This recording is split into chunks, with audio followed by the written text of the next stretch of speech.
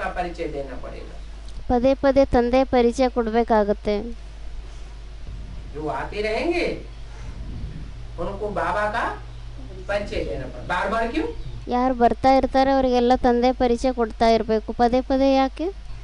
अरे एक बार आ गए, ಅದಕ್ಕೆ ಬಾಬಾ ಹೇಳ್ತಾ ಇದ್ದಾರೆ, ಅರೆ ಒಂದ್ಸತಿ ಬಂದ್ಬಿಡ್ತಾರೆ, परिचय मिल गया, बुद्धि में बैठ गया, ಪರಿಚಯ ಸಿಕ್ಬಿಡ್ತು, ಬುದ್ಧಿಯಲ್ಲಿ ಕುತ್ಕೊಂಡ್ಬಿಡ್ತು, तो फिर उनको बार बार परिचय क्यों देना पड़ेगा? ಮತ್ತೆ ಅವರಿಗೆ ಪದೇ ಪದೇ ಪರಿಚಯ ಯಾಕೆ ಕೊಡಬೇಕಾಗುತ್ತೆ?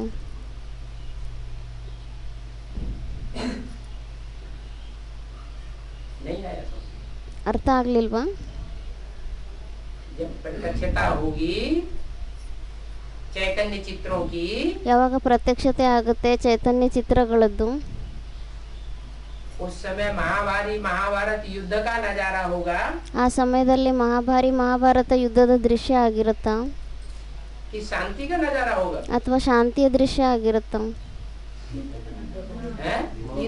महाभारी महाभारत युद्ध का नजारा होगा। ಏನಾಗಿರುತ್ತೆ ಕೇಳ್ತಾ ಇದ್ದಾರೆ ಬಾಬಾ. ಮಹಾಭಾರಿ ಮಹಾಭಾರತ ಯುದ್ಧದ ದೃಶ್ಯ ಆಗಿರುತ್ತೆ. उस युद्ध के बीच में बाहर वाले उनका माथा खराब करते रहेंगे ಆ ಯುದ್ಧದ ಮಧ್ಯದಲ್ಲಿ ಹೊರಗಡೆ ಪ್ರಪಂಚದವರು ಅವ್ರ ಬುದ್ಧಿಯನ್ನ ಕೆಡಿಸ್ತಾ ಇರ್ತಾರೆ. और वो अंदर म्यूजियम में आवेंगे ಮತ್ತೆ ಅವ್ರ ಒಳಗಡೆ ಮ್ಯೂಸಿಯಂನಲ್ಲಿ ಬರ್ತಾರೆ, उनका माथा घुमा देंगे। ಅವಾಗ ಅವ್ರ ಜನಗಳು ಅವ್ರ ಬುದ್ಧಿಯನ್ನ ತಿರುಗಿಸ್ಬಿಡ್ತಾರೆ. तो बार बार वो बाहर जाएंगे, बार बार अंदर आएंगे, ಮತ್ತೆ ಅವ್ರು ಪದೇ ಪದೇ ಹೊರಗಡೆ ಹೋಗ್ತಾರೆ, ಪದೇ ಪದೇ ಒಳಗಡೆ ಬರ್ತಾರೆ. तो बार बार तुमको समझाना पड़े, ಅವಾಗ ಪದೇ ಪದೇ ನಿಮ್ಗೆ ತಿಳಿಸ್ಬೇಕಾಗುತ್ತೆ, परिचय देना पड़ेगा। ಪರಿಚಯವನ್ನ ಕೊಡ್ಬೇಕಾಗುತ್ತೆ. क्या तुमको अरे इनको इतनी बार समझाते हैं, ಯಾರಾದ್ರೂ ಹೇಳ್ತಾರೆ, ಅರೆ ನಾವಂತೂ ಇಷ್ಟೊಂದ್ ಸತಿ ತಿಳಿಸ್ತೀವಿ, इनकी बुद्धि बैठता ही नहीं, मरने दो। ಇವ್ರ ಬುದ್ಧಿಯಲ್ಲಂತೂ ಕುತ್ಕೊಳ್ಳೋದೇ ಇಲ್ಲ, ಹೋಗ್ಲಿ ಬಿಡಿ ಸಾಯ್ಲಿ ಬಿಡ್ಲಿ ಅಂತ. नहीं, ये कल्याण की भावना नहीं हुई, शुभ भावना नहीं हुई, ಆ ಥರ ಅಲ್ಲ, भावना नहीं हुई ಇದು ಕಲ್ಯಾಣದ ಭಾವನೆ ಆಗ್ಲಿಲ್ಲ, ಶುಭ ಭಾವನೆ ಶುಭ ಕಾಮನೆ ಆಗ್ಲಿಲ್ಲ. कि थोड़ा सा समझा दिया, ಅಂದ್ರೆ ಸ್ವಲ್ಪ ತಿಳಿಸ್ಬಿಡ್ತಾರೆ, बात बुद्धि में नहीं बैठी तो जड़ दिया। ಬುದ್ಧಿಯಲ್ಲಿ ಆ ಮಾತು ಕುತ್ಕೊಳ್ಳಿಲ್ಲ ತಕ್ಷಣ ಮತ್ತೆ ಅವ್ರನ್ನ ಬಿಟ್ಬಿಡ್ತಾರೆ. नहीं, बार बार उनको समझाना पड़ेगा। ಆ ಥರ ಅಲ್ಲ, ಪದೇ ಪದೇ ಅವರಿಗೆ ತಿಳಿಸ್ಬೇಕಾಗುತ್ತೆ. समझो, किसको तुम कहते हो ತಿಳ್ಕೊಳ್ಳಿ, ಯಾರಿಗಾದ್ರೂ ನೀವು ಹೇಳ್ತೀರಾ विनाश में बाकी 8-9 वर्ष है। ವಿನಾಶದಲ್ಲಿ ಇನ್ನೂ 8-9 ವರ್ಷಗಳು ಉಳಿದಿದೆ ಅಂತ. कब की वाणी? ಇದು ಯಾವಾಗಿನ ವಾಣಿ ಆಗಿದೆ? 8 वर्ष की, 68 की वाणी है। 68ನೇ ಇಸ್ವಿಯ ವಾಣಿ ಆಗಿದೆ. उसमें तो 8 वर्ष ही बाकी थे, ಆ ಸಮಯದಲ್ಲಂತೂ 8 ವರ್ಷಗಳು ಉಳಿದಿತ್ತು, 8-9 वर्ष बाकी थे, 8-9 ವರ್ಷಗಳೇ ಉಳಿದಿತ್ತು. माना सन 76 की बात थी। ಅಂದ್ರೆ 76ನೇ ಇಸ್ವಿಯ ಮಾತಾಗಿತ್ತು. तो क्या सन 76 में विनाश हो गया? ಮತ್ತೆ 76ನೇ ಇಸ್ವಿಯಲ್ಲಿ ಏನು ವಿನಾಶ ಆಗೋಗ್ಬಿಡ್ತಾ? फिर इसलिए बोला समझो, ಅದಕ್ಕೆ ಬಾಬಾ ಹೇಳ್ತಾ ಇದ್ದಾರೆ, ಅದಕ್ಕೆ ಹೇಳಿದ್ರು ತಿಳ್ಕೊಳ್ಳಿ ಅಂತ. माना सब नहीं समझेंगे। ಅಂದ್ರೆ ಎಲ್ಲರೂ ತಿಳ್ಕೊಳ್ಳೋದಿಲ್ಲ. बाबा जिन बच्चों से विशेष इमर्ज करके बात करते हैं वो तो समझेंगे। ಬಾಬಾ ಯಾವ ಮಕ್ಕಳ ಜೊತೆ ವಿಶೇಷವಾಗಿ ಇಮರ್ಜ್ ಮಾಡಿಬಿಟ್ಟು ಮಾತಾಡ್ತಾರೆ ಅವರಾದ್ರೂ ತಿಳ್ಕೊಂತಾರೆ ಅಲ್ವಾ? समझो, किसको तुम कहते हो विनाश में 8-9 वर्ष बाकी है? ತಿಳ್ಕೊಳ್ಳಿ, ಯಾರಿಗೆ ನೀವು ಹೇಳ್ತೀರಾ ವಿನಾಶದಲ್ಲಿ ಇನ್ನು 8-9 ವರ್ಷಗಳು ಉಳಿದಿದೆ ಅಂತ? कहते हैं ये कैसे हो सकता है? ಹೇಳ್ತಾರೆ, ಇದು ಯಾವ ರೀತಿ ಆಗ್ಬೋದಾಗಿದೆ? कौन कहता था उस समय? ಯಾರು ಹೇಳ್ತಾರೆ ಆ ಸಮಯದಲ್ಲಿ ಆಗ್ಬೋದು ಅಂತ? ये किसकी बुद्धि में होगा कि 8-9 वर्ष में दुनिया का विनाश हो जाएगा? ಇದು ಈ ಮಾತು ಯಾರ ಬುದ್ಧಿಯಲ್ಲಿ ಇರುತ್ತೆ, ಇನ್ನು 8-9 ವರ್ಷಗಳಲ್ಲಿ ವಿನಾಶ ಆಗೋಗ್ಬಿಡುತ್ತೆ ಅಂತ? ब्रह्मा कुमारी कुमारी ಬ್ರಹ್ಮಕುಮಾರ್ ಕುಮಾರಿಯರ? सब कहते थे पक्का निश्चय पूर्वक। ಬ್ರಹ್ಮಕುಮಾರ್ ಕುಮಾರಿಯರು ಎಲ್ಲರೂ ಹೇಳ್ತಾ ಇದ್ರ ಪಕ್ಕ ನಿಶ್ಚಯದಿಂದ. बाबा कहते थे, तुम कहते हो, बाबा ने अपनी बात नहीं बताई। ಯಾರೋ ಹೇಳಿದ್ರು ಬಾಬಾ ಹೇಳ್ತಾ ಇದ್ರು ಅಂತ. ಅದಕ್ಕೆ ಬಾಬಾ ಹೇಳ್ತಾರೆ, ಬಾಬಾ ತಮ್ಮ ಮಾತನ್ನ ಹೇಳಿಲ್ಲ, ನೀವೇ ಹೇಳ್ತಾ ಇದ್ರಿ ಅಂತ ಹೇಳಿದ್ರು. इनकी बात भी नहीं बताई। ಇವ್ರ ಮಾತನ್ನು ಹೇಳಲಿಲ್ಲ. कहने वाला कौन है? ಹೇಳುವಂಥವ್ರು ಯಾರಾಗಿದ್ದಾರೆ? शिव। ಶಿವ ಆಗಿದ್ದಾರಾ? शिव ब्रह्मा के मुख से कहते हैं, ಶಿವ ಬ್ರಹ್ಮನ ಮುಖದಿಂದ ಹೇಳ್ತಾರೆ, समझो तुम कहते हो ತಿಳ್ಕೊಳ್ಳಿ, ನೀವು ಹೇಳ್ತೀರಾ विनाश में 8-9 वर्ष बाकी है। ವಿನಾಶದಲ್ಲಿ 8-9 ವರ್ಷಗಳು ಉಳಿದಿದೆ ಅಂತ. तो तुम कह के बाबा ने किस बच्चे की तरफ इंट्रोड्यूस किया होगा, किन बच्चों की तरफ बोला होगा? ಮತ್ತೆ ನೀವು ಅಂತ ಹೇಳ್ಬಿಟ್ಟು ಬಾಬಾ ಯಾವ मಕ್ಕಳನ್ನ ಇಂಟ್ರೊಡ್ಯೂಸ್ ಮಾಡ್ತಾ ಇದ್ದಾರೆ, ಯಾವ ಮಕ್ಕಳಿಗೋಸ್ಕರ ಹೇಳಿರ್ಬೋದು ಈ ಮಾತನ್ನ? सन 76 में ಯಾರೋ ಹೇಳಿದ್ರು ಅಡ್ವಾನ್ಸ್ ಪಾರ್ಟಿ ಏನತ್ತ. ब्रह्मा को इन कहते हैं कि तुम कहते हैं? ಯಾರೋ ಹೇಳಿದ್ರು ಬ್ರಹ್ಮ ಬಾಬಾ ಅಂತ. ಅದಕ್ಕೆ ಬಾಬಾ ಹೇಳ್ತಿದ್ದಾರೆ ಬ್ರಹ್ಮ ಬಾಬನ್ಗೆ ಬಾಬಾ ತುಮ್ಮ ನೀನು ಅಂತ ಹೇಳ್ತಾರ ಅಥವಾ ಇವರು ಅಂತ ಹೇಳ್ತಾರ? इन कहते हैं। शिव बाबा शिव की सोल ಶಿವನ ಆತ್ಮ ಯಾರಿದ್ದಾರೆ ಅವರು ಬ್ರಹ್ಮ ಬಾಬನ್ಗೋಸ್ಕರ ಏನಂತ ಹೇಳ್ತಾರೆ? ब्रह्मा को यह या इन कहते हैं, ಇವರು ಅಂತ ಹೇಳ್ತಾರೆ ಅಲ್ವಾ? इन इधर बाजू में कह के इशारा करते हैं, ಇಲ್ಲಿ ಪಕ್ಕದಲ್ಲಿ ಅಂತ ಹೇಳ್ಬಿಟ್ಟು ಸೂಚನೆಯನ್ನ ಮಾಡ್ತಾರ या सामने तुमको ಅಥವಾ ಎದುರುಗಡೆ ನೀವು ಅಂತ ಹೇಳ್ತಾರ? कहते हैं, बाजू में बाजू की तरफ इशारा करते हैं। ಪಕ್ಕದಲ್ಲೇ ಸೂಚನೆಯನ್ನ ಮಾಡ್ತಾರೆ. तो यहाँ तो सामने बोला है, ಇಲ್ಲಿ ಅಂತ ಹೇಳ್ಬಿಟ್ಟು ಎದುರುಗಡೆ ಹೇಳಿದ್ರು. समझो। ಮತ್ತೆ ತಿಳ್ಕೊಳ್ಳಿ, किसको तुम कहते हो विनाश में 8-9 वर्ष बाकी है? ಇವರಿಗೆ ನೀವು ಹೇಳ್ತೀರಾ ವಿನಾಶದಲ್ಲಿ 8-9 ವರ್ಷಗಳು ಉಳಿದಿದೆ ಅಂತ. तो कौन सी आत्माएं रही होंगी ಮತ್ತೆ ಯಾವ ಆತ್ಮಗಳಾಗಿರ್ತಾರೆ जिनके लिए बाबा ने ये स्पेशल बोला? ಯಾರಿಗೋಸ್ಕರ ಸ್ಪೆಷಲ್ ಆಗಿ ಬಾಬಾ ಈ ಮಾತನ್ನ ಹೇಳಿದ್ದಾರೆ? यज्ञ की आदि में ಯಜ್ಞದ ಆರಂಭದಲ್ಲಿ कौन? ಕೇಳ್ತಾ ಇದ್ದಾರೆ ಬಾಬಾ, ಯಜ್ಞದ ಆರಂಭದಲ್ಲಿ ಯಾರಾಗಿದ್ದಾರೆ? इमर्ज करके जिनसे बोला 68 में तो हो सकता है वो आत्माएं यज्ञ में न हो। ಯಾರು ಬಾಬಾ ಹೇಳ್ತಿದ್ದಾರೆ ಆಗ್ಬೋದು, ಇಮರ್ಜ್ ಮಾಡಿಬಿಟ್ಟು ಬಾಬಾ ಹೇಳಿರ್ಬೋದು. ಯಾಕೆಂದರೆ 68ನೇ ಇಸ್ವಿಯಲ್ಲಿ ಆ ಆತ್ಮಗಳು ಯಜ್ಞದಲ್ಲೇ ಇಲ್ವೇನೋ ಆಗಿರ್ಬೋದು. तो इमर्ज करके बोला ಮತ್ತೆ ಈ ಮಾತನ್ನ ಇಮರ್ಜ್ ಮಾಡಿಬಿಟ್ಟು ಹೇಳಿದ್ರ?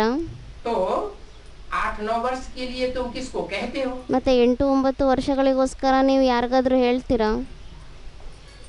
तो राम वाली आत्मा 8-9 वर्ष के लिए किस आधार पर है? ಮತ್ತೆ ರಾಮನ ಆತ್ಮ 8-9 ವರ್ಷಗಳಿಗೋಸ್ಕರ ಯಾವ ಆಧಾರದ ಮೇಲೆ ಇರ್ತಾರೆ? कि 8-9 वर्ष में दुनिया का विनाश हो जाएगा। ಅಂದ್ರೆ 8-9 ವರ್ಷಗಳಲ್ಲಿ ಪ್ರಪಂಚದ ವಿನಾಶ ಆಗೋಗುತ್ತೆ ಅಂತ.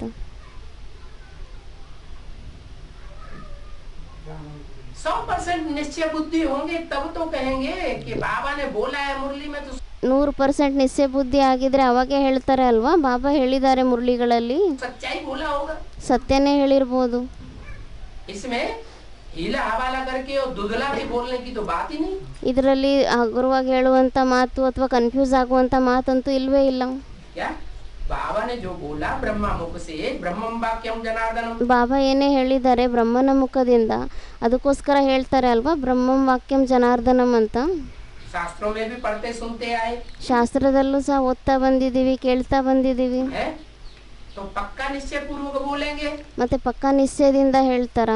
तो फकुर से बोलेंगे। ಅವಾಗ ನಶೆಯಿಂದ ಹೇಳ್ತಾರೆ. और जिनको पक्का निश्चय नहीं होगा ಮತ್ತೆ ಯಾರಿಗೆ ಪಕ್ಕಾ ನಿಶ್ಚಯನೇ ಇಲ್ಲ वो थोड़ा दुधला दुधला भी बोलेंगे, पता नहीं हमारी बात मानेंगे कि नहीं मानेंगे। ಅವಾಗ ಅವರು ಸ್ವಲ್ಪ ಹಿಂದೆ ಮುಂದೆ ಮಾಡಿಬಿಟ್ಟು ಹೇಳ್ತಾರೆ, ಗೊತ್ತಿಲ್ಲ ನಮ್ಮ ಮಾತನ್ನು ಅವ್ರು ಕೇಳ್ತಾರೋ ಇಲ್ವೋ, ನಂಬ್ತಾರೋ ಇಲ್ವೋ ಅಂತ. होगा कि नहीं होगा, ಅವ್ರಿಗೆ ನಂಬಿಕೆ ಆಗುತ್ತೋ ಇಲ್ವೋ. तो कौन आत्माएं हुई वो? ಅದಕ್ಕೆ ಬಾಬಾ ಹೇಳ್ತಾ ಇದ್ದಾರೆ ಮತ್ತೆ ಅವ್ರು ಯಾವ ಆತ್ಮಗಳಾಗಿದ್ದಾರೆ? जिनको पक्का निश्चय था कि सन 76 में, हाँ, ಯಾರಿಗೆ ಪಕ್ಕಾ ನಿಶ್ಚಯ ಇತ್ತು 76ನೇ ಇಸ್ವಿಯಲ್ಲಿ? एक तो नारायण बनने वाली आत्मा की बुद्धि में ये पक्का निश्चय रहता है ಒಂದಂತೂ ನಾರಾಯಣ ಆಗುವಂತ ಆತ್ಮನ ಬುದ್ಧಿಯಲ್ಲಿ ಈ ಮಾತಿಂದು ಪಕ್ಕಾ ನಿಶ್ಚಯ ಇರುತ್ತೆ. कि सन 76 में ये आसुरी दुनिया खलास हो जाएगी 76ನೇ ಇಸ್ವಿಯಲ್ಲಿ ಆಸುರಿ ಪ್ರಪಂಚ ವಿನಾಶ ಆಗೋಗುತ್ತೆ. और नई दुनिया का संगठन शुरू हो जाएगा। ಮತ್ತೆ ಹೊಸ ಪ್ರಪಂಚದ ಸಂಘಟನೆ ಆರಂಭ ಆಗ್ಬಿಡುತ್ತೆ. कहते हैं ये कैसे हो सकता है? ಹೇಳ್ತಾರೆ ಇದು ಯಾವ ರೀತಿ ಆಗ್ಬೋದಾಗಿದೆ? सुनने वाले क्या कहते हैं? ಕೇಳುವಂಥವ್ರು ಏನಂತ ಹೇಳ್ತಾರೆ? ये कैसे हो सकता है? ಇದು ಯಾವ ರೀತಿ ಆಗ್ಬೋದಾಗಿದೆ ಅಂತ ಹೇಳ್ತಾರೆ. हमारा विचार नहीं है कि इतनी बड़ी दुनिया सन 76 में खलास हो जाए। ನಮ್ಮ ಮನಸ್ಸಿನಲ್ಲಂತೂ ಈ ಥರ ವಿಚಾರ ಇಲ್ಲ, ಇಷ್ಟು ದೊಡ್ಡ ಪ್ರಪಂಚ 76ನೇ ಇಸ್ವಿಯಲ್ಲಿ ವಿನಾಶ ಆಗೋಗುತ್ತೆ ಅಂತ. फट से कहना चाहिए, ತಕ್ಷಣ ಹೇಳ್ಬೇಕಾಗಿದೆ. ये हम कोई थोड़ा ही बताते हैं ಈ ಮಾತನ್ನ ಇವಾಗ ನಾವೇನಾದ್ರೂ ಹೇಳ್ತೀವ? कि 10 वर्ष में दुनिया का विनाश हो जाएगा। ಅಂದ್ರೆ 10 ವರ್ಷದಲ್ಲಿ ಪ್ರಪಂಚದ ವಿನಾಶ ಆಗೋಗುತ್ತೆ ಅಂತ ನಾವು ಹೇಳ್ತೀವ? क्या फकुर से कहना चाहिए, फट से कहना चाहिए। ತುಂಬ ಹೆಮ್ಮೆಯಿಂದ ಹೇಳಬೇಕಾಗಿದೆ, ತಕ್ಷಣ ಹೇಳಬೇಕಾಗಿದೆ. ये तो भगवान वाच है। ಇದಂತೂ ಭಗವಾನ್ ವಾಚ್ ಆಗಿದೆ. क्या भगवान हमको बताते हैं ಭಗವಂತ ನಮಗೆ ಹೇಳ್ತಾರೆ 8-10 वर्ष में शायद इस दुनिया का विनाश हो जाएगा। 8-10 ವರ್ಷಗಳಲ್ಲಿ ಪ್ರಪಂಚದ ವಿನಾಶ ಆಗೋಗ್ಬಿಡುತ್ತೆ. भगवान वाच है ना, ಭಗವಾನ್ ವಾಚ್ ಆಗಿದೆ ಅಲ್ವಾ? भगवान वाच है तो जरूर सच्ची ही बात होगी। ಭಗವಾನ್ ವಾಚ್ ಆಗಿದೆ ಅಂದರೆ ಮತ್ತೆ ಖಂಡಿತವಾಗಿ ಸತ್ಯ ಮಾತೇ ಆಗಿರುತ್ತೆ. इसलिए बाबा समझाते हैं ಅದಕ್ಕೋಸ್ಕರ ಬಾಬಾ ತಿಳಿಸ್ತಾರೆ, कि बाबा बाबा बीच में बोलते हो ಮಧ್ಯದಲ್ಲಿ ಬಾಬಾ ಬಾಬಾ ಅಂತ ಹೇಳ್ತಾ ಇರಿ. कि हम यह तुमको शिव बाबा की श्रीमत पर बताते हैं। ನಾವು ಇಲ್ಲಿ ನಿಮಗೆ ಶಿವಬಾಬಾರವರ ಶ್ರೀಮತದ ಆಧಾರದಿಂದ ಹೇಳ್ತೀವಿ. बताने वाले हम नहीं हैं, ಹೇಳುವಂಥವ್ರು ನಾವಾಗಿಲ್ಲ, हमको शिव बाबा बताते हैं ನಮಗೆ ಶಿವಬಾಬಾ ಹೇಳ್ತಾರೆ कि ये दुनिया का विनाश 10 वर्ष में हो जाएगा। ಅಂದರೆ ಈ ಪ್ರಪಂಚದ ವಿನಾಶ ಏನಿದೆ ಇದು 10 ವರ್ಷಗಳಲ್ಲಿ ಆಗೋಗ್ಬಿಡುತ್ತೆ. क्या होगा? कोई बम फटाका होगा? क्या होगा? ಅದಕ್ಕೆ ಬಾಬಾ ಹೇಳ್ತಿದ್ದಾರೆ, ಅಚ್ಚ ಮತ್ತೆ ಏನಾಗುತ್ತೆ, ಏನಾದರೂ ಬಾಂಬ್ ಪಟಾಕಿಗಳೆಲ್ಲ ವಿಸ್ಫೋಟ ಆಗುತ್ತಾ? 76 में कोई बम फटाका हो गया क्या? 76ನೇ ಇಸ್ವಿಯಲ್ಲೆಲ್ಲ ಏನು ಬಾಂಬ್ ವಿಸ್ಫೋಟ ಆಗೋಯ್ತಾ? ಪಟಾಕಿಗಳೆಲ್ಲ ಹೊಡೆದೋದ್ರ? अरे बड़ा बम फटेगा तभी तो दुनिया का धमाका होगा, विनाश होगा बड़ा। ಅದಕ್ಕೆ ಬಾಬಾ ಹೇಳ್ತಿದ್ದಾರೆ, ಅರೆ ಯಾವಾಗ ದೊಡ್ಡ ಬಾಂಬ್ ವಿಸ್ಫೋಟ ಆಗುತ್ತೆ ಪ್ರಪಂಚದಲ್ಲಿ, ಅವಾಗೆ ಪ್ರಪಂಚದಲ್ಲಿ ದೊಡ್ಡ ವಿನಾಶ ಆಗುತ್ತೆ. कि बिना बम्बों के धमाका हो जाएगा? ಅಥವಾ ಬಾಂಬ್ಗಳು ವಿಸ್ಫೋಟ ಆಗಲಿಲ್ಲ ಅಂದರೆ ವಿನಾಶ ಆಗ್ಲಿಕ್ಕೆ ಸಾಧ್ಯನಾ? भगवान आया, नई दुनिया की स्थापना करने आया, नया संगठन बनाया ब्राह्मण। ಭಗವಂತ ಬರ್ತಾರೆ, ಹೊಸ ಪ್ರಪಂಚದ ಸ್ಥಾಪನೆಯನ್ನ ಮಾಡ್ಲಿಕ್ಕೋಸ್ಕರ, ಹೊಸ ಸಂಘಟನೆಯನ್ನ ತಯಾರು ಮಾಡ್ಲಿಕ್ಕೋಸ್ಕರ ಬರ್ತಾರೆ. विनाश का काम भी शुरू किया होगा कि नहीं? ಮತ್ತೆ ಅವರು ವಿನಾಶದ ಕಾರ್ಯವನ್ನ ಮಾಡಿರ್ತಾರೋ ಇಲ್ವೋ? है? किया ना? ಮಾಡಿದ್ದಾರೆ ಅಲ್ವಾ? 45 में उसका नजारा भी देख लिया ना। 45ನೇ ಇಸ್ವಿಯಲ್ಲಿ ಅದರ ದೃಶ್ಯವನ್ನು ಸಹ ನೋಡಿದ್ರು ಅಲ್ವಾ? हिरोशिमा नागासाकी पे। ಹಿರೋಶಿಮಾ ನಾಗಸಾಕಿಯಲ್ಲಿ. और अभी तो बहुत विशाल तादाद में बड़े बड़े देशों में बने पड़े। ಮತ್ತೆ ಇವಾಗಂತೂ ತುಂಬಾ ದೊಡ್ಡ ರೂಪದಲ್ಲಿ, ವಿಶಾಲ ರೂಪದಲ್ಲಿ ದೊಡ್ಡ ದೊಡ್ಡ ದೇಶಗಳಲ್ಲೆಲ್ಲ ಆಗಿದೆ. परंतु वो तो वही स्थूल बम्बों की बात। ಆದರೆ ಅದಂತೂ ಆಯ್ತು ಸ್ಥೂಲ ಬಾಂಬ್ಗಳ ಮಾತು. क्या बड़े से बड़ा बम कौन सा है? ಏನಂತ ಹೇಳಿದ್ರು, ದೊಡ್ಡಕ್ಕಿಂತ ದೊಡ್ಡ ಬಾಂಬ್ ಯಾವ್ದಾಗಿದೆ? परमात्मा प्रत्यक्षता बम। वो कौन से सन की बात है? ಪರಮಾತ್ಮ ಪ್ರತ್ಯಕ್ಷತೆ ಬಾಂಬ್ ಆಗಿದೆ. ಅದು ಯಾವ ವರ್ಷದ ಮಾತಾಗಿದೆ? 76 की बात है। 76ನೇ ಇಸ್ವಿಯ ಮಾತಾಗಿದೆ. पहले बेसिक नॉलेज वालों को किसी को पता नहीं था ಮೊದಲು ಬೇಸಿಕ್ ನಾಲೆಜ್ನವ್ರಿಗೆ ಯಾರಿಗೂ ಗೊತ್ತೇ ಇರಲಿಲ್ಲ कि साकार में कोई और भगवान का प्रैक्टिकल डायरेक्ट स्वरूप होगा। ಪ್ರಾಕ್ಟಿಕಲ್ನಲ್ಲಿ ಸಾಕಾರದಲ್ಲಿ ಭಗವಂತನ ಸ್ವರೂಪ ಯಾರಾದರೂ ಬೇರೆ ಆಗಿರ್ತಾರೆ ಅಂತ ಯಾರಿಗೂ ಗೊತ್ತಿರಲಿಲ್ಲ. किसको समझते थे? ಯಾರನ್ನ ಅಂತ ತಿಳ್ಕೊತಾ ಇದ್ರು ಎಲ್ಲರೂ? तो ब्रह्मा बाबा को ही समझते। ಬ್ರಹ್ಮ ಬಾಬನ್ನೇ ತಿಳ್ಕೊತಾ ಇದ್ರು तो ಎಲ್ಲರೂ. ये बड़े से बड़ा परमात्मा प्रत्यक्षता बम 76 में फट पड़ा। ಮತ್ತೆ ಈ ದೊಡ್ಡಕ್ಕಿಂತ ದೊಡ್ಡ ಪರಮಾತ್ಮ ಪ್ರತ್ಯಕ್ಷತೆ ಬಾಂಬ್ ಏನಿದೆ ಇದು 76ನೇ ಇಸ್ವಿಯಲ್ಲಿ ವಿಸ್ಫೋಟ ಆಯಿತು. भले सन 73-74 में अव्यक्तवाणी में इशारा भी दिया। ಭಲೆ 73-74ನೇ ಇಸ್ವಿಯಲ್ಲಿ ಅವ್ಯಕ್ತವಾಣಿಯಲ್ಲಿ ಸೂಚನೆಯನ್ನು ಕೊಟ್ಟರು. क्या इशारा दिया था? ಏನಂತ ಸೂಚನೆಯನ್ನು ಕೊಟ್ಟರು? सन 76 को बाप का प्रत्यक्षता वर्ष मनाओ। 76ನೇ ಇಸ್ವಿಯನ್ನ ತಂದೆ ಪ್ರತ್ಯಕ್ಷತಾ ವರ್ಷ ಅಂತ ಆಚರಿಸಿ ಅಂತ ಹೇಳಿದ್ರು. लेकिन वो सामान्य रूप से सुनने वालों ने सुन लिया ಆದರೆ ಕೇಳುವಂತವರು ಸಾಮಾನ್ಯ ರೂಪದಿಂದ ಕೇಳ್ಬಿಟ್ರು. और समझने वालों ने समझ लिया कि हम बहुत सर्विस करेंगे। ಮತ್ತೆ ತಿಳ್ಕೊಳ್ಳುವಂತವ್ರು ತಿಳ್ಕೊಂಡ್ಬಿಟ್ರು, ಹಾ ನಾವು ತುಂಬಾ ಸರ್ವಿಸ್ ಮಾಡೋಣ, हम बड़े बड़े मेले के प्रोग्राम बना रहे हैं ना। 73 से बड़े बड़े मेले मलाकड़े शुरू हो गए। 73ನೇ ಇಸ್ವಿಯಿಂದ ದೊಡ್ಡ ದೊಡ್ಡ ಜಾತ್ರೆಗಳನ್ನ ಮೇಲೆ ಮಲಾಕಡೆ ಮಾಡೋದೆಲ್ಲ ಆರಂಭ ಮಾಡಿಬಿಟ್ರು. ಅದಕ್ಕೆ ಅವ್ರು ತಿಳ್ಕೊಂಡ್ರು, ಹಾ ನಾವು ಈ ಥರ ದೊಡ್ಡ ದೊಡ್ಡ ಪ್ರೋಗ್ರಾಮ್ಗಳನ್ನೆಲ್ಲ ಮಾಡಿ ಸೇವೆ ಮಾಡೋಣ ಅಂತ. तो ये इतने बड़े बड़े मेले हो रहे हैं, अब जल्दी ही बाप की प्रत्यक्षता बहुत सामान्य बात समझ ली। ಮತ್ತು ಇದು ಸಾಮಾನ್ಯ ರೂಪದಲ್ಲಿ ಅವ್ರು ತಿಳ್ಕೊಂಡ್ಬಿಟ್ರು, ಹಾ ಇಷ್ಟೆಲ್ಲ ಪ್ರೋಗ್ರಾಮ್ಗಳು ಆಗ್ತಾ ಇದೆ ಅಂದರೆ 76ನೇ ಇಸ್ವಿಯಲ್ಲಿ ತಂದೆ ಪ್ರತ್ಯಕ್ಷತೆ ಆಗ್ಬಿಡತ್ತೆ ಅಂತ. ये नहीं समझा कि कोई प्रैक्टिकल साकार स्वरूप होगा ಈ ಥರ ತಿಳ್ಕೊಳ್ಳಿಲ್ಲ ಯಾವುದೇ ಪ್ರಾಕ್ಟಿಕಲ್ ಸ್ವರೂಪ ಆಗಿರ್ತಾರೆ ಅಂತ. और उसके द्वारा साकार में शिव बाबा और ब्रह्मा बाबा ಮತ್ತು ಅವ್ರ ಮುಖಾಂತರ ಸಾಕಾರದಲ್ಲಿ ಶಿವಬಾಬಾ ಮತ್ತು ಬ್ರಹ್ಮ ಬಾಬಾ प्रत्यक्ष होकर के पाठ बजाएंगे ಪ್ರತ್ಯಕ್ಷ ಆಗ್ಬಿಟ್ಟು ಪಾತ್ರವನ್ನ ಮಾಡ್ತಾರೆ. और वो बात सन 76 में एडवांस पार्टी के द्वारा ಮತ್ತು ಆ ತಂದೆ 76ನೇ ಇಸ್ವಿಯಲ್ಲಿ ಅಡ್ವಾನ್ಸ್ ಪಾರ್ಟಿಯ ಮುಖಾಂತರ ब्राह्मणों की दुनिया में बॉम्ब फट गया. ಬ್ರಾಹ್ಮಣರ ಪ್ರಪಂಚದಲ್ಲಿ ಬಾಂಬ್ ವಿಸ್ಫೋಟ ಮಾಡಿಬಿಡ್ತಾರೆ. बॉम्ब कौन सा है? ದೊಡ್ಡಕ್ಕಿಂತ ದೊಡ್ಡ ಬಾಂಬ್ ಯಾವುದಾಗಿದೆ? परमात्मा प्रत्यक्षता बॉम्ब. ಪರಮಾತ್ಮ ಪ್ರತ್ಯಕ್ಷತೆ ಬಾಂಬ್ ಆಗಿದೆ.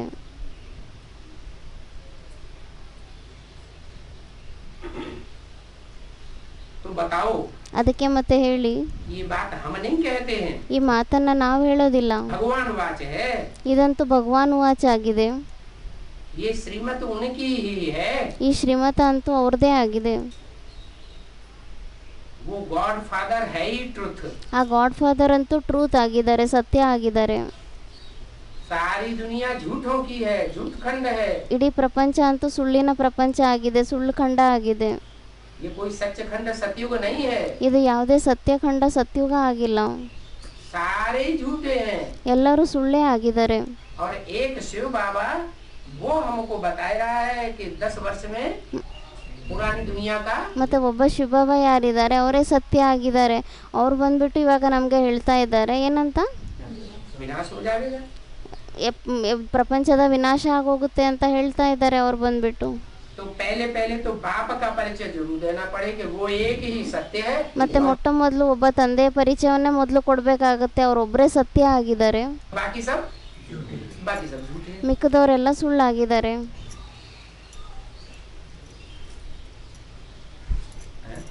लोग वंडर खा लेंगे. ಅವಾಗ ಜನಗಳಿಗೆ ಆಶ್ಚರ್ಯ ಅನ್ಸುತ್ತೆ, इतनी बड़ी दुनिया 8-9 साल में कैसे खलास हो जाएगी. ಅರೆ ಇಷ್ಟು ದೊಡ್ಡ ಪ್ರಪಂಚ 8-9 ವರ್ಷಗಳಲ್ಲಿ ಯಾವ ಥರ ವಿನಾಶ ಆಗುತ್ತೆ, ನಷ್ಟ ಆಗುತ್ತೆ ಪ್ರಪಂಚ.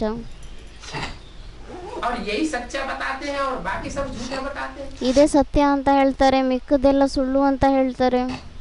नहीं, उनको प्रूफ देना चाहिए, ಇಲ್ಲ, ಅವರಿಗೆ ಪ್ರೂಫ್ ಕೊಡಬೇಕಾಗಿದೆ, याद दिलाना चाहिए. ನೆನ್ಪು ಮಾಡಿಸ್ಬೇಕಾಗಿದೆ. ये एटम बम हमारे घर की सजावट के लिए थोड़े ही बने हैं. ಈ ಅಟಮ್ ಬಾಂಬ್ಗಳು ನಮ್ಮ ಮನೆಯ ಡೆಕೋರೇಷನ್ಗೋಸ್ಕರ ಏನಾದರೂ ಆಗಿದೆನಾ? जो चीज बनी है वो उपयोग में आएगी या नहीं आएगी? ಯಾವ ವಸ್ತು ತಯಾರಾಗಿದೆ ಅದು ನಮಗೆ ಉಪಯೋಗದಲ್ಲಿ ಬರುತ್ತೋ ಇಲ್ವೋ? आएगी. ಬರುತ್ತೆ. तो उपयोग में जब आएगी तो वो चाहे 10 साल में उपयोग में आए ಮತ್ತೆ ಯಾವಾಗ ಅದು ಉಪಯೋಗದಲ್ಲಿ ಬರುತ್ತೆ, ಆವಾಗ ಅದು ಭಲೆ 10 ವರ್ಷದಲ್ಲಾದರೂ ಬರಲಿ, और चाहे 30 साल के बाद उपयोग में आए, ಅಥವಾ 30 ವರ್ಷದ ನಂತರ ಉಪಯೋಗಕ್ಕೆ ಬರಲಿ, वो तो अपना काम करेगी. ಅದಂತೂ ತಮ್ಮ ಕೆಲಸ ಅಂತೂ ಮಾಡೇ ಮಾಡುತ್ತೆ. अब ये बात दूसरी है ಆದರೆ ಮತ್ತೆ ಈ ಮಾತಂತೂ ಬೇರೆ ಆಗಿದೆ, कि वो एटम बम स्थूल बाद में छूटेंगे ಆ ಸ್ಥೂಲ ಅಟಮ್ ಬಾಂಬ್ಗಳು ಆಮೇಲೆ ವಿಸ್ಫೋಟ ಆಗುತ್ತೆ ಕೊನೆಯಲ್ಲಿ. और सूक्ष्म एटम बम ಮತ್ತೆ ಸೂಕ್ಷ್ಮ ಅಟಮ್ ಬಾಂಬ್ ಏನಿದೆ पहले तैयार हो ಅದು ಮೊದಲು ತಯಾರಾಗುತ್ತೆ, और पहले छूटता है. ಮತ್ತೆ ಮೊದಲು ವಿಸ್ಫೋಟ ಆಗುತ್ತೆ ಅದು.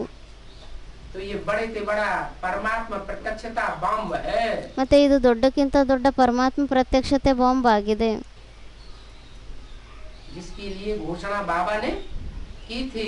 ಅದಕ್ಕೋಸ್ಕರ ಬಾಬಾ ಘೋಷಣೆಯನ್ನ ಮಾಡಿದ್ರು. कौन सी दुनिया के लिए? ಯಾವ ಪ್ರಪಂಚಕ್ಕೋಸ್ಕರ ಮಾಡಿದ್ರು? बाहर दुनिया के लिए की थी. ಹೊರಗಡೆ ಪ್ರಪಂಚಕ್ಕೋಸ್ಕರ ಮಾಡಿದ್ರ? तो ब्रह्मा बाबा ने बाहर की दुनिया के लिए समझ लिया. ಬ್ರಹ್ಮ ಬಾಬಾ ಹೊರಗಡೆ ಪ್ರಪಂಚಕ್ಕೋಸ್ಕರ ಅಂತ ತಿಳ್ಕೊಂಡ್ಬಿಟ್ರು. लेकिन वास्तव में बाबा ने बेहद के बाप ने कौन सी दुनिया के लिए?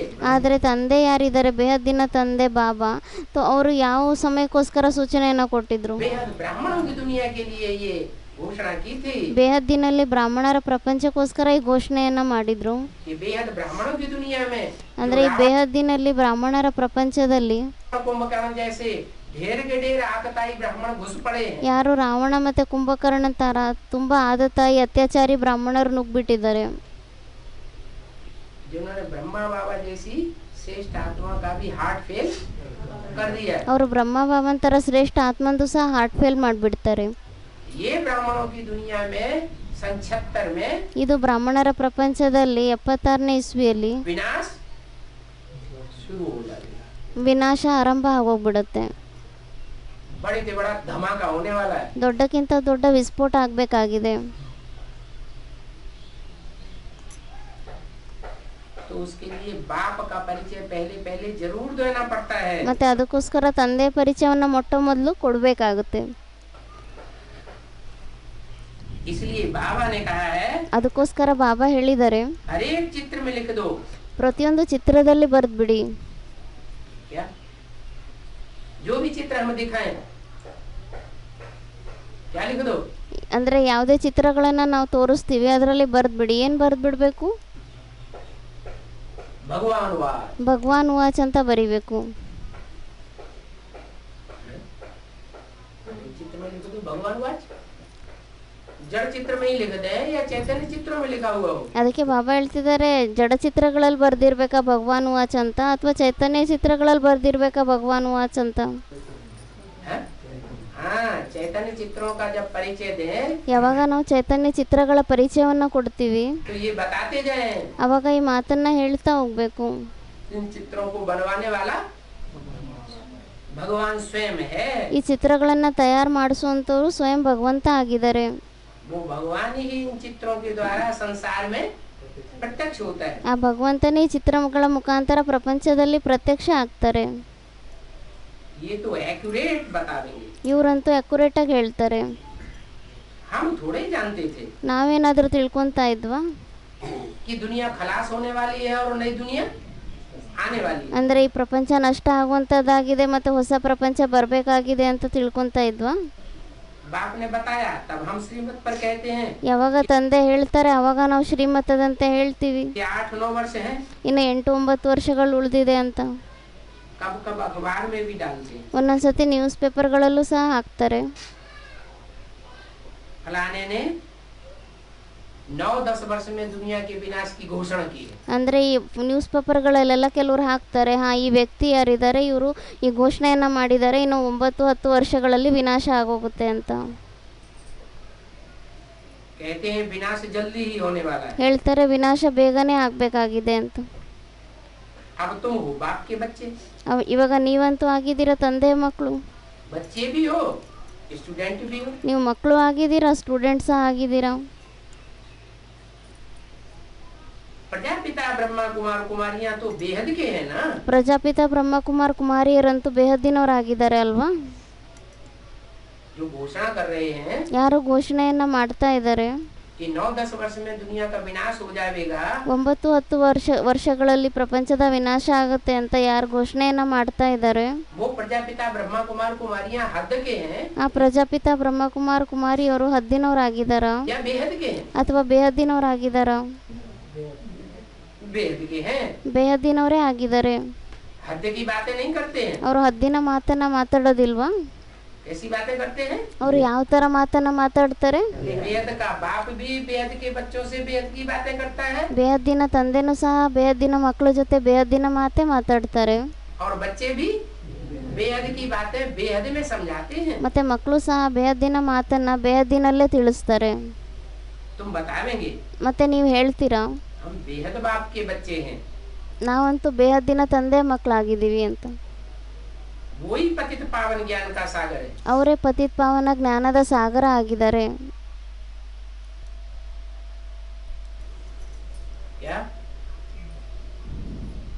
कोई भी दीदी दादी दादाएं ಏನಂತ ಹೇಳಿದ್ರು? ಯಾರೇ ದೀದಿ ದಾದಾ ದಾದಿ ये पतित पावन नहीं है। ಇವರೆಲ್ಲ ಪತಿತ್ ಪಾವನರಾಗಿಲ್ಲ. इनके संग के रंग से कोई भी पतित से पावन नहीं बनेगा। ಇವರ ಸಂಘದ ರಂಗ್ನಿಂದ ಯಾರು ಪತಿತರಿಂದ ಪಾವನರಾಗಲ್ಲ. एक बाप ही है जो पतितों को पावन बनाने वाला है। ಒಬ್ಬ ತಂದೆನೇ ಆಗಿದ್ದಾರೆ, ಅವರು ಪತಿತರನ್ನ ಪಾವನರನ್ನಾಗಿ ಮಾಡುವಂತವ್ರಾಗಿದ್ದಾರೆ. क्योंकि वो कभी पतित नहीं बनता। ಯಾಕೆಂದ್ರೆ ಅವ್ರು ಯಾವತ್ತೂ ಪತಿತರಾಗದೇ ಇಲ್ಲ. क्या प्रूफ है इसका? ಅದಕ್ಕೆ ಬಾಬಾ ಹೇಳ್ತಾ ಇದ್ದಾರೆ ಮತ್ತೆ ಇದ್ರ ಪ್ರೂಫ್ ಏನಾಗಿದೆ? कोई डोंगार पड़े क्या प्रूफ है इसका कि एक है जो पति से पावन नहीं बनता? ಯಾರಾದ್ರೂ ಜಗಳಾಡಕ್ಕೆ ಆರಂಭ ಮಾಡಿಬಿಟ್ರೆ ಯಾರಾಗಿದ್ದಾರೆ ಅವ್ರ ಪತಿತರಿಂದ ಪಾವನರಿಂದ ಪತಿತರಾಗೋದಿಲ್ಲ? क्या बताएंगे? ಅವಾಗ ಏನಂತ ಹೇಳ್ತೀರಾ? बताओ उस एक का ही यादगार है ಹೇಳಿ. ಅವ್ರೊಬ್ಬರದ್ದೇ ನೆನಪಾರ್ಥ ಆಗಿದೆ. जो शिव के मंदिर बने हुए हैं। ಯಾವುದೇ ಶಿವನ ದೇವಸ್ಥಾನಗಳು ತಯಾರಾಗಿದೆ. उन मंदिरों में ಆ ದೇವಸ್ಥಾನಗಳಲ್ಲಿ शिवलिंग जो रखा हुआ है वो एक ही की यादगार है। ಶಿವಲಿಂಗವನ್ನ ಏನಿಟ್ಟಿದ್ದಾರೆ ಅದು ಒಬ್ಬರದೇ ನೆನಪಾರ್ಥ ಆಗಿದೆ. कि उसने पहले पहले साकार जिसमें प्रवेश किया उसके द्वारा काम इंद्रिय पर जीत पाई। ಅವರು ಮೊಟ್ಟ ಮೊದಲು ಯಾವಾಗ ಯಾರಲ್ಲಿ ಪ್ರವೇಶ ಮಾಡ್ತಾರೆ ಆ ವ್ಯಕ್ತಿಯ ಮುಖಾಂತರ ಅವರು ಕಾಮೇಂದ್ರಿಯದ ಮೇಲೆ ವಿಜಯವನ್ನು ಪಡಿತಾರೆ. अमरनाथ में यात्रा करने जाते हैं ना, ಅಮರನಾಥದಲ್ಲಿ ಯಾತ್ರೆಯನ್ನು ಮಾಡಲಿಕ್ಕೋಸ್ಕರ ಹೋಗ್ತಾರೆ ಅಲ್ವಾ. कहते हैं बर्फ का लिंग देखा। ಹೇಳ್ತಾರೆ ಅಲ್ಲಿ ನಾವು ಮಂಜುಗಡ್ಡೆಯ ಲಿಂಗವನ್ನು ನೋಡಿದ್ವಿ ಅಂತ. अब लिंग भी कोई बर्फ का होता है क्या? ಇವಾಗ ಆ ಲಿಂಗ ಏನಾದರೂ ಮಂಜುಗಡ್ಡೆದಾಗಿರುತ್ತಾ? है?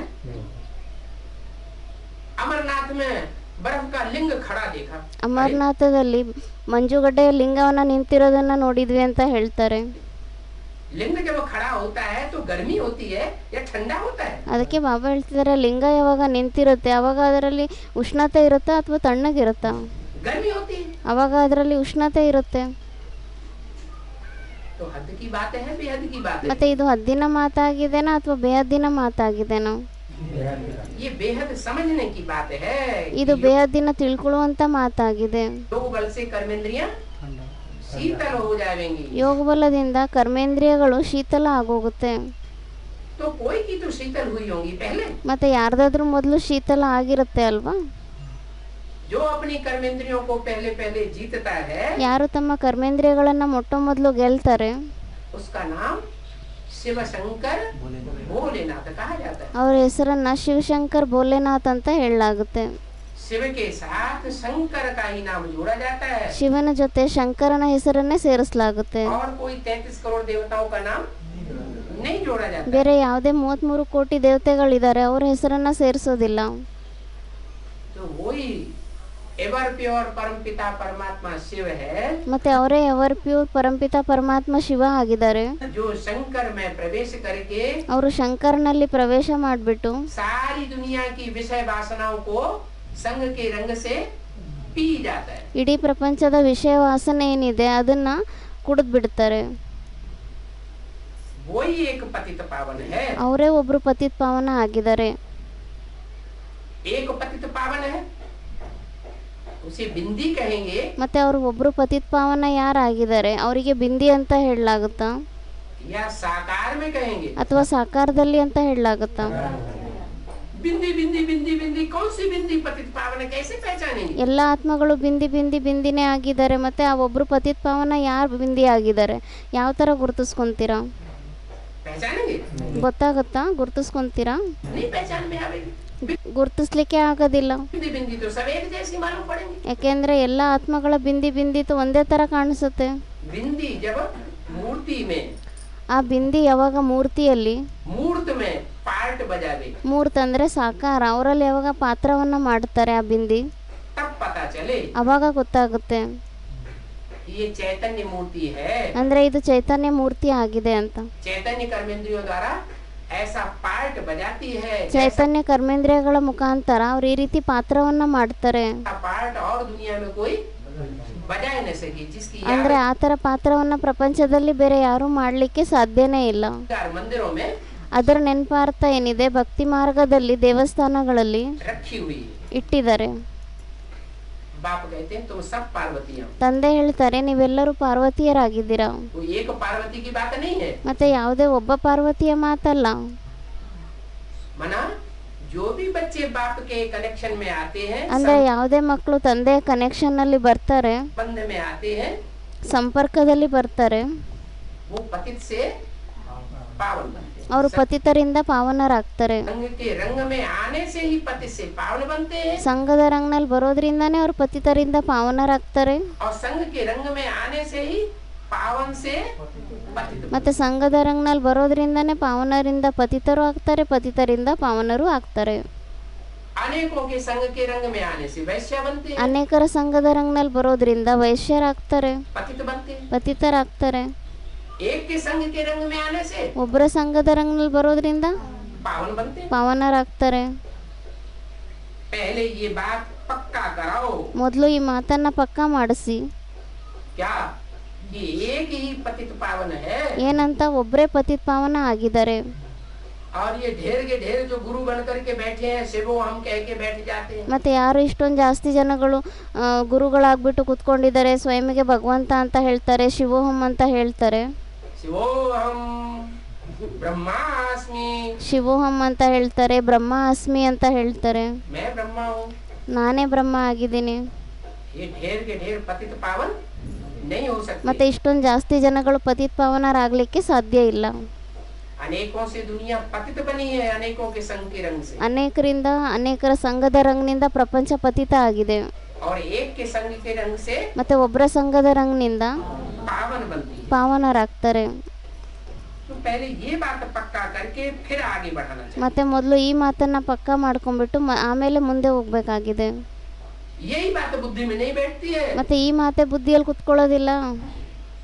यही बात पक्की बुद्धि में नहीं बैठती है। क्या ಈ ಮಾತೆ ಪಕ್ಕ ಬುದ್ಧಿಯಲ್ಲಿ ಕುತ್ಕೊಳ್ಳೋದಿಲ್ಲ. ಏನಂತ कि वो एक साकार कौन सा है ಅಂದ್ರೆ ಆ ಒಬ್ಬ ಸಾಕಾರ ಯಾರಾಗಿದ್ದಾರೆ, जिसमें परमपिता परमात्मा प्रवेश करके ಯಾರಲ್ಲಿ ಪರಂಪಿತ ಪರಮಾತ್ಮ ಪ್ರವೇಶ ಮಾಡಿಬಿಟ್ಟು संग के रंग से पतितों को पावन बनाते हैं। ಸಂಘದ ರಂಗ್ನಿಂದ ಪತಿತರನ್ನ ಪಾವನರನ್ನಾಗಿ ಮಾಡ್ತಾರೆ. बुद्धि में बैठती है तो फिर ग्लानि करते हैं। ಯಾವಾಗ ಆ ಮಾತು ಬುದ್ಧಿಯಲ್ಲಿ ಕುತ್ಕೊಳ್ಳೋದಿಲ್ಲ ಅವಾಗ ಮತ್ತೆ ನಿಂದನೆಯನ್ನ ಮಾಡ್ತಾರೆ. फिर बजाय सत्युग के आदि में ले जाने के ಅವಾಗ ಮತ್ತೆ ಸತ್ಯುಗದ ಆರಂಭದಲ್ಲಿ ಕರ್ಕೊಂಡು ಹೋಗೋದನ್ನ ಬಿಟ್ಬಿಟ್ಟು आदि पिता समझने के, ಆದಿಪಿತ ಅಂತ ತಿಳ್ಕೊಳ್ಳೋದನ್ನ ಬಿಟ್ಬಿಟ್ಟು आदि देव समझने के ಆದಿದೇವ ಅಂತ ತಿಳ್ಕೊಳ್ಳೋದನ್ನ ಬಿಟ್ಟು समझते हैं। ಏನಂತ ತಿಳ್ಕೊಂತಾರೆ, कलयुग के अंत में पैदा होने वाला कलंकों को धारण करने वाला कलंक इधर है। ಇವರು ಕಲಿಯುಗದ ಅಂತ್ಯದಲ್ಲಿ ಜನ್ಮ ತಗೊಳ್ಳುವಂತ ಕಲಂಕಗಳನ್ನ ಧಾರಣೆ ಮಾಡ್ಕೊಳ್ಳುವಂತ ಕಲಂಕಿದರ ಆಗಿದ್ದಾರೆ ಅಂತ ತಿಳ್ಕೊಂತಾರೆ. क्या ग्लानि करने लग पड़ते हैं। ನಿಂದನೆ ಮಾಡ್ಲಿಕ್ಕೆ ಆರಂಭ ಮಾಡ್ಬಿಡ್ತಾರೆ.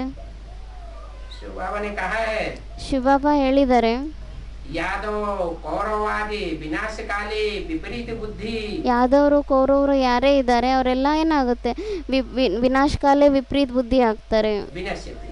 ವಿನಶ್ಯತಿಯನ್ನ ಪಡಿತಾರೆ. क्या कहा शिव बाबा ने? ಏನಂತ ಹೇಳಿದ್ದಾರೆ ಶಿವಬಾಬಾ? क्या अभी शिव बाबा आया हुआ है, कहते हैं 9-10 वर्ष में पुरानी दुनिया का विनाश होने वाला है। ಇವಾಗ ಶಿವಬಾಬಾ ಬಂದಿದ್ದಾರೆ, ಹೇಳ್ತಾರೆ ಏನಂತ, 9-10 ವರ್ಷಗಳಲ್ಲಿ ಪ್ರಪಂಚದ ವಿನಾಶ ಆಗುತ್ತೆ ಅಂತ, नई दुनिया की स्थापना होने वाली है। ಹೊಸ ಪ್ರಪಂಚದ ಸ್ಥಾಪನೆ ಆಗ್ಬೇಕಾಗಿದೆ. लेकिन जो यादव और कौरव कुल के होंगे ಆದ್ರೆ ಯಾರು ಯಾದವ ಮತ್ತೆ ಕೌರವ ಕುಲದವ್ರು ಆಗಿರ್ತಾರೆ, विनाश तो होने वाला है, ವಿನಾಶ ಅಂತೂ ಆಗ್ಬೇಕಾಗಿದೆ. लेकिन किसका विनाश होने वाला है? ಆದ್ರೆ ಯಾರು ವಿನಾಶ ಆಗ್ಬೇಕಾಗಿದೆ? जो यादव कुल के हैं, ಯಾರು ಯಾದವ ಕುಲದವ್ರು ಆಗಿದ್ದಾರೆ. बाहर की दुनिया में, अंदर की दुनिया में। ಹೊರಗಡೆ ಪ್ರಪಂಚನ ಅಥವಾ ಒಳಗಿನ ಪ್ರಪಂಚನ?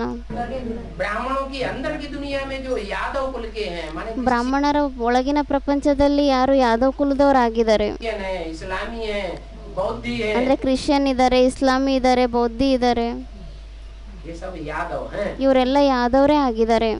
यदुवंशी हैं, बड़े हट्टे कट्टे मोटे ताजे हैं, ಯದುವಂಶಿಗಳಾಗಿದ್ದಾರೆ, ತುಂಬಾ ಅಗಲ ಉದ್ದ ದಪ್ಪ ಚೆನ್ನಾಗಿ ಹೃಷ್ಟಪುಷ್ಟರಾಗಿರ್ತಾರೆ. है कि नहीं? ಇದಾರೋ ಇಲ್ವೋ? और बड़ी बड़ी विशाल संपत्ति वाले, ಮತ್ತೆ ದೊಡ್ಡ ದೊಡ್ಡ ವಿಶಾಲ ಸಂಪತ್ತಿ ಉಳ್ಳುವಂತವ್ರಾಗಿರ್ತಾರೆ. भारतवासियों के पास इस समय ज्यादा धन दौलत है ಭಾರತವಾಸಿಗಳ ಹತ್ರ ಈ ಸಮಯದಲ್ಲಿ ಜಾಸ್ತಿ ಧನದ ಸಂಪತ್ತಿ ಇದೆನಾ, या विदेशियों के पास ज्यादा धन दौलत? ಅಥವಾ ವಿದೇಶಿಗಳ ಹತ್ರ ಜಾಸ್ತಿ ಧನ ಸಂಪತ್ತಿ ಇದೆನಾ? बड़े बड़े महलमाड़ियाँ अटारियाँ किसके पास हैं? ದೊಡ್ಡ ದೊಡ್ಡ ಅರಮನೆಗಳು, ಅನೇಕ ಅಂತಸ್ತಿನ ಮನೆಗಳು, ಧನ ಸಂಪತ್ತಿ ಎಲ್ಲ ಯಾರ ಹತ್ರ ಜಾಸ್ತಿ ಇದೆ ಇವಾಗ? इस्लामियों के पास, बौद्धियों के पास, ಇಸ್ಲಾಮಿಗಳ ಹತ್ರ ಇದೆ, ಬೌದ್ಧಿಗಳ ಹತ್ರ ಇದೆ, ಕ್ರಿಶ್ಚಿಯನ್ಸ್ಗಳ ಹತ್ರ ಇದೆ. इसके पास। भले वो मेहनत करते हो या न करते हो, ಭಲೆ ಅವ್ರು ಶ್ರಮ ಪಡ್ತಾರೋ ಇಲ್ವೋ, ಆದ್ರೂ ಸಹ फिर भी उनके पास है। ಆದ್ರೂ ಸಹ ಅವ್ರ ಹತ್ರ ಇದೆ. तो ये यादव और भारतवासी कौरव, ಮತ್ತೆ ಇವರು ಯಾದವರು ಮತ್ತೆ ಭಾರತವಾಸಿ ಕೌರವರು. कौरव माने ಕೌರವರು ಅಂದ್ರೆ कौ माना कौआ, कौए की तरह काव काव काव बहुत करते हैं। ಕೌ ಅಂದ್ರೆ ಕವ್ವ ಅಂದ್ರೆ ಕಾಗೆ, ಕಾಗೆ ತರ ತುಂಬಾ ಗಲಾಟೆ ಮಾಡ್ತಾರೆ, ಕಾವ್ ಕಾವ್ ಕಾವ್ ಅಂತ. कि हम 5 वर्ष की प्लानिंग में, 5 वर्ष की प्लानिंग बनाते हैं ना, ಅಂದ್ರೆ 5 ವರ್ಷದ ಪ್ಲಾನಿಂಗ್ ನಲ್ಲಿ 5 ವರ್ಷದ ಪ್ಲಾನಿಂಗ್ ಅನ್ನ ಮಾಡ್ತಾರೆ ಅಲ್ವಾ? हर 5000 वर्ष के बाद बनाते हैं ना। ಪ್ರತಿಯೊಂದು 5000 ವರ್ಷದ ನಂತರ ಮಾಡ್ತಾರೆ. तो कहते हैं काव काव बहुत करते रहते हैं। ಅವಾಗ ಇವರು ಕಾವು ಕಾವು ಅಂತ ತುಂಬ ಗಲಾಟೆಯನ್ನು ಮಾಡ್ತಾ ಇರ್ತಾರೆ. हम 5 वर्ष के अंदर जो 5 ईयर प्लान है उसमें हम राम राज्य लाके दिखा देंगे। ಅಂದರೆ ಈ 5 ವರ್ಷದ ಯೋಜನೆ ಏನಿದೆ ಪಂಚವಾರ್ಷಿಕ ಯೋಜನೆ, ಇದರಲ್ಲಿ ನಾವು ರಾಮರಾಜ್ಯವನ್ನು ತಂದುಬಿಟ್ಟು ತೋರಿಸ್ತೀವಿ ಅಂತ ತುಂಬ ಗಲಾಟೆಯನ್ನು ಮಾಡ್ತಾರೆ. कितने 5 ईयर प्लान हो गए? ಅದಕ್ಕೆ ಬಾಬಾ ಹೇಳ್ತಾರೆ ಮತ್ತೆ ಇವಾಗ ಎಷ್ಟು 5 ಇಯರ್ಸ್ ಪ್ಲಾನ್ ಆಗೋಯ್ತು. राम राज्य आया कि और ही ज्यादा रावण राज्य आ गया? ರಾಮರಾಜ್ಯ ಬಂತ ಅಥವಾ ಇನ್ನೂ ಜಾಸ್ತಿ ರಾವಣ ರಾಜ್ಯನೇ ಬಂತ? और ही रावण राज्य आ गया। ಇನ್ನೂ ಜಾಸ್ತಿ ರಾವಣ ರಾಜ್ಯನೇ ಬಂತು. तो बाप कहते हैं ये जो यादव हैं ಮತ್ತೆ ತಂದೆ ಹೇಳ್ತಾರೆ ಇವ್ರು ಯಾರು ಯಾದವ್ರು ಇದ್ದಾರೆ, ये जो कौ कौ कौआ की तरह कौ काव काव करने वाले ಯಾರು ಕಾಗೆ ತರ ಕಾವು ಕಾವು ಅಂತ ಗಲಾಟೆ ಮಾಡುವಂತವ್ರಾಗಿದ್ದಾರೆ. कौरव हैं। रव माना शोरगुल। ಕೌರವ್, ರವ್ ಅಂದ್ರೆ ಶೋರ್ಗುಲ್ ಅಂದ್ರೆ ಗಲಾಟೆ ಮಾಡುವಂತವ್ರು. काव काव बहुत करते हैं ಕಾವು ಕಾವು ಅಂತ ತುಂಬಾ ಮಾಡ್ತಾರೆ. लेकिन 5 स्टार होटल बनाते जाते हैं पैसे के बल पर ಆದರೆ ದುಡ್ಡಿನ ಶಕ್ತಿ ಆಧಾರದಿಂದ 5 ಸ್ಟಾರ್ ಹೋಟೆಲ್ಗಳನ್ನ ಮಾಡ್ತಾ ಹೋಗ್ತಾರೆ. और उसमें गंद करते रहते ಮತ್ತೆ ಹೋಗ್ಬಿಟ್ಟು ಅದರಲ್ಲಿ ಗಲೀಜ್ ಮಾಡ್ತಾರೆ. जो जाने वाले होंगे वो इस बात को समझते होंगे। ಯಾರು ಹೋಗುವಂತವ್ರಾಗಿರ್ತಾರೆ ಅವ್ರ ಈ ಮಾತನ್ನ ತಿಳ್ಕೊಬೋದಾಗಿದೆ. कैसे कैसे कालगण बुलाई जाती है ಯಾವ್ಯಾವ ತರ ಅಲ್ಲಿ ಗಲೀಜು ಆತ್ಮಗಳು ಹೋಗ್ತಾರೆ, और कैसे कैसे उसमें गंद होता है। ಮತ್ತೆ ಯಾವ್ಯಾವ ತರ ಅಲ್ಲಿ ಗಲೀಜ್ ಕರ್ಮವನ್ನ ಮಾಡ್ತಾರೆ. ये यादव और कौरव विनाश काले विपरीत बुद्धि है। ಈ ಯಾದವರು ಮತ್ತೆ ಕೌರವರು ವಿನಾಶಕಾಲೆ ವಿಪರೀತ ಬುದ್ಧಿ ಆಗಿದ್ದಾರೆ. विनाश सामने खड़ा है ವಿನಾಶ ಇವಾಗ ಎದುರುಗಡೆ ನಿಂತಿದೆ. और ब्राह्मणों की संगमयुगी दुनिया में ಮತ್ತೆ ಬ್ರಾಹ್ಮಣರ ಸಂಗಮಯುಗಿ ಪ್ರಪಂಚದಲ್ಲಿ ये जो गंद खाने वाले हैं ಇವ್ರು ಯಾರೇ ಗಲೀಜನ್ನ ತಿನ್ನುವಂತವ್ರಾಗಿದ್ದಾರೆ, विभिचार का यादव और कौरव, ವ್ಯಭಿಚಾರದ ಗಲೀಜನ್ನ ತಿನ್ನುವಂತವ್ರಾಗಿದ್ದಾರೆ ಯಾದವರು ಮತ್ತೆ ಕೌರವರು. इनकी बुद्धि भ्रष्ट हो गई। ಇವ್ರ ಬುದ್ಧಿ ಭ್ರಷ್ಟ ಆಗೋಗ್ಬಿಟ್ಟಿದೆ. ब्राह्मणों की दुनिया में ही है। ಬ್ರಾಹ್ಮಣರ ಪ್ರಪಂಚದಲ್ಲೇ ಇದ್ದಾರೆ. भ्रष्ट बुद्धि होने के कारण अब ये विनश्यंती विनश्यंती विनाश को पाने वाले ಭ್ರಷ್ಟ ಬುದ್ಧಿ ಆಗಿರೋ ಕಾರಣದಿಂದ ವಿನಶಂತಿ ಅಂದ್ರೆ ಇವಾಗ ಅವ್ರು ವಿನಾಶವನ್ನ ಪಡೆಯುವಂತವ್ರಾಗಿದ್ದಾರೆ, नष्ट होने वाले ನಷ್ಟ ಆಗುವಂತವ್ರಾಗಿದ್ದಾರೆ. माना इनका पद विनाश को पावेगा। ಅಂದ್ರೆ ಇವರ ಪದವಿ ಏನಿದೆ ಇದು ವಿನಾಶವನ್ನ ಪಡೆಯುತ್ತೆ, नीच पद पावेंगे ನೀಚ ಪದವಿಯನ್ನ ಪಡಿತಾರೆ जन्म जन्मांतर। ಜನ್ಮ ಜನ್ಮಾಂತರದಲ್ಲೂ.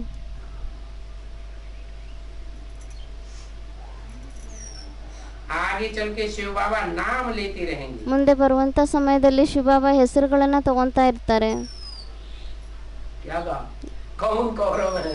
ಏನಂತ ಹೇಳಿದ್ರು, ಯಾರು ಕೌರವರಾಗಿದ್ದಾರೆ, नंबर वन। ನಂಬರ್ ವಾರಾಗಿ ಯಾರು ಕೌರವರಾಗಿದ್ದಾರೆ, कौन यादव है? Number one. ಯಾರು ಯಾದವರಾಗಿದ್ದಾರೆ ನಂಬರ್ ವಾರಾಗಿ. होंगे तो नंबर वन ना? ಯಾರಾದ್ರೂ ನಂಬರ್ ವಾರಾಗಿ ಆಗಿರ್ತಾರೆ ಅಲ್ವಾ, किधर से होंगे? ಅಥವಾ ಎಲ್ಲರೂ ಒಂದೇ ತರ ಆಗಿರ್ತಾರ? कौन रावण संप्रदाय है? ಯಾರು ರಾವಣ ಸಂಪ್ರದಾಯದವರಾಗಿದ್ದಾರೆ. रावण के सिर दिखाते हैं ना, नंबर 1 सिर, नंबर 2, नंबर 3, नंबर 4। ರಾವಣನ್ಗೆ ತಲೆಗಳನ್ನ ತೋರಿಸ್ತಾರೆ ಅಲ್ವಾ, ಮೊದಲನೇ ನಂಬರ್ ಇಂದು, 2ನೇ ನಂಬರ್, 3ನೇ ನಂಬರ್, 4ನೇ ನಂಬರ್ ಅಂತ ತಲೆಗಳನ್ನ ತೋರಿಸ್ತಾರೆ ಅಲ್ವಾ. कौन रावण है? ಯಾರು ರಾವಣ ಆಗಿದ್ದಾರೆ? तो शिव बाबा नाम लेते रहेंगे। ಮತ್ತೆ ಶಿವಬಾಬಾ ಹೆಸರನ್ನ ತಗೊಂತಾ ಇರ್ತಾರೆ.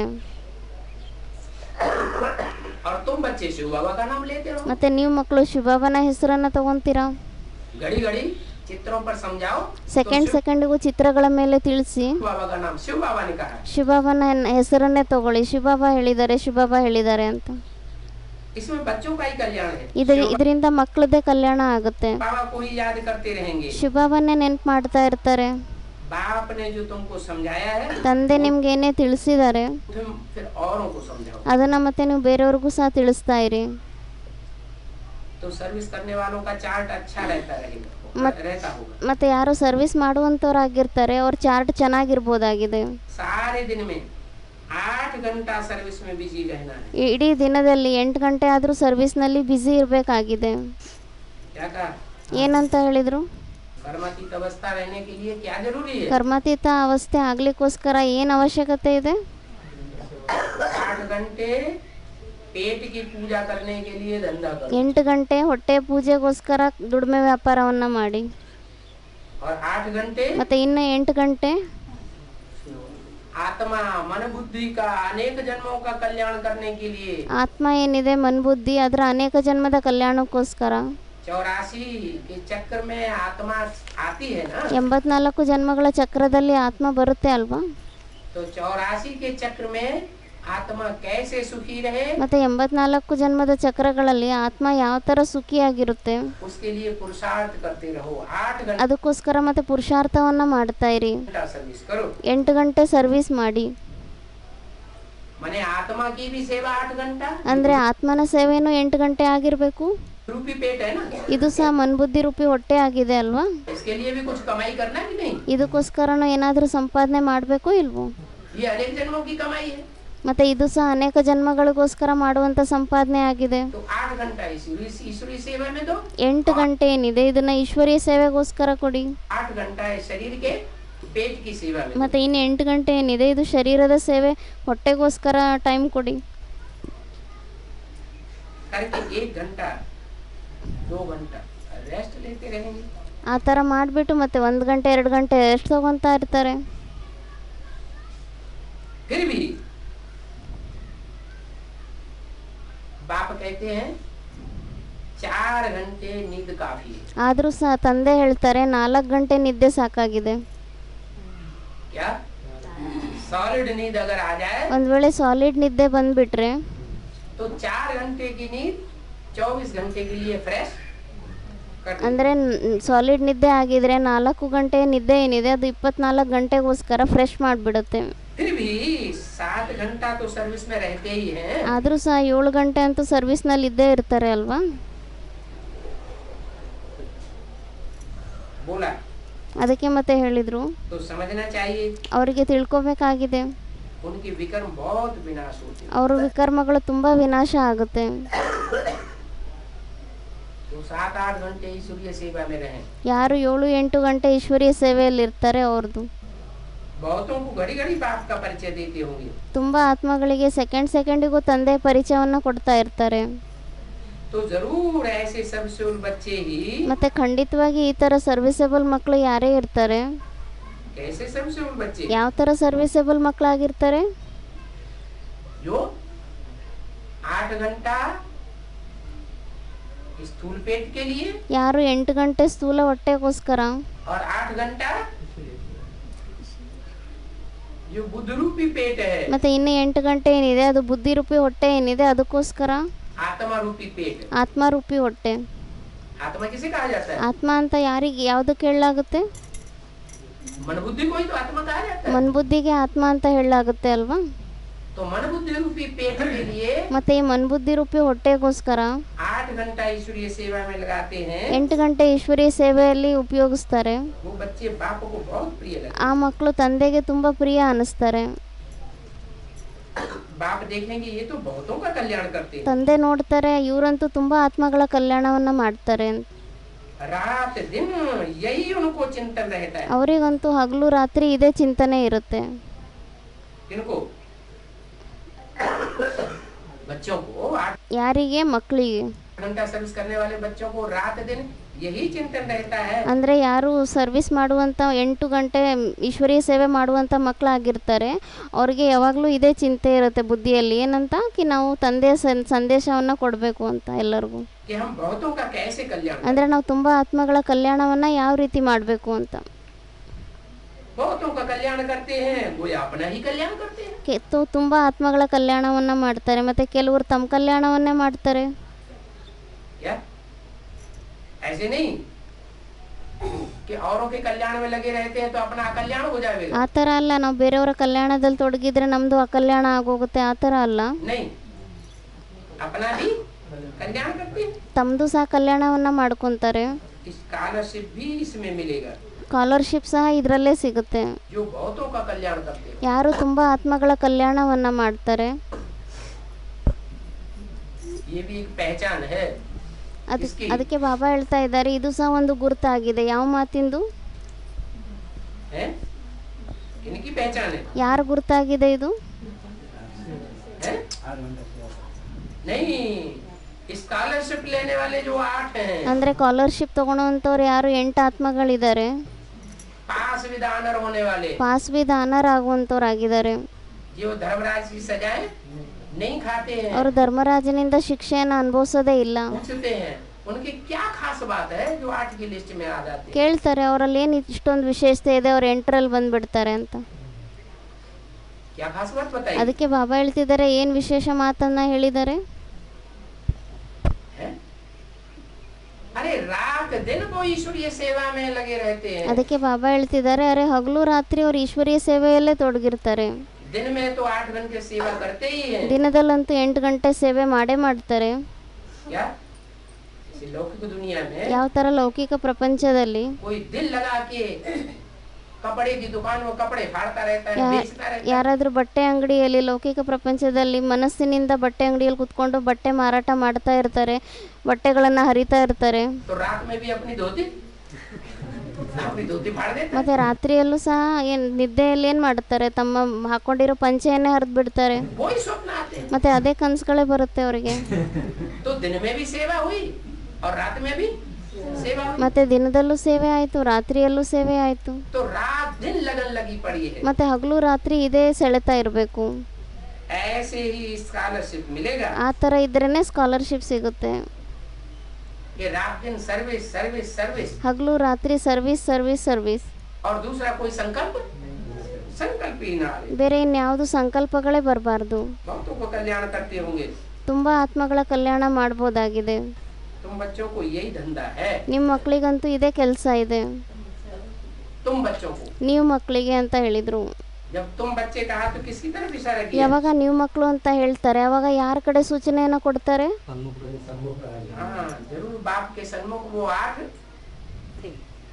बुद्धि में आए होंगे. ಖಂಡಿತವಾಗಿ ತಂದೆಯ ಸಮ್ಮುಖದಲ್ಲಿ ಬುದ್ಧಿಯಲ್ಲಿ ಆ 8 ಆತ್ಮಗಳು ಬಂದಿರಬಹುದು. ये उनकी पहचान है. ಮತ್ತೆ ಇದು ಸಹ ಅವ್ರ ಗುರುತಾಗಿದೆ. उन 8 की ಆ 8 ಆತ್ಮಗಳ ಗುರುತಾಗಿದೆ.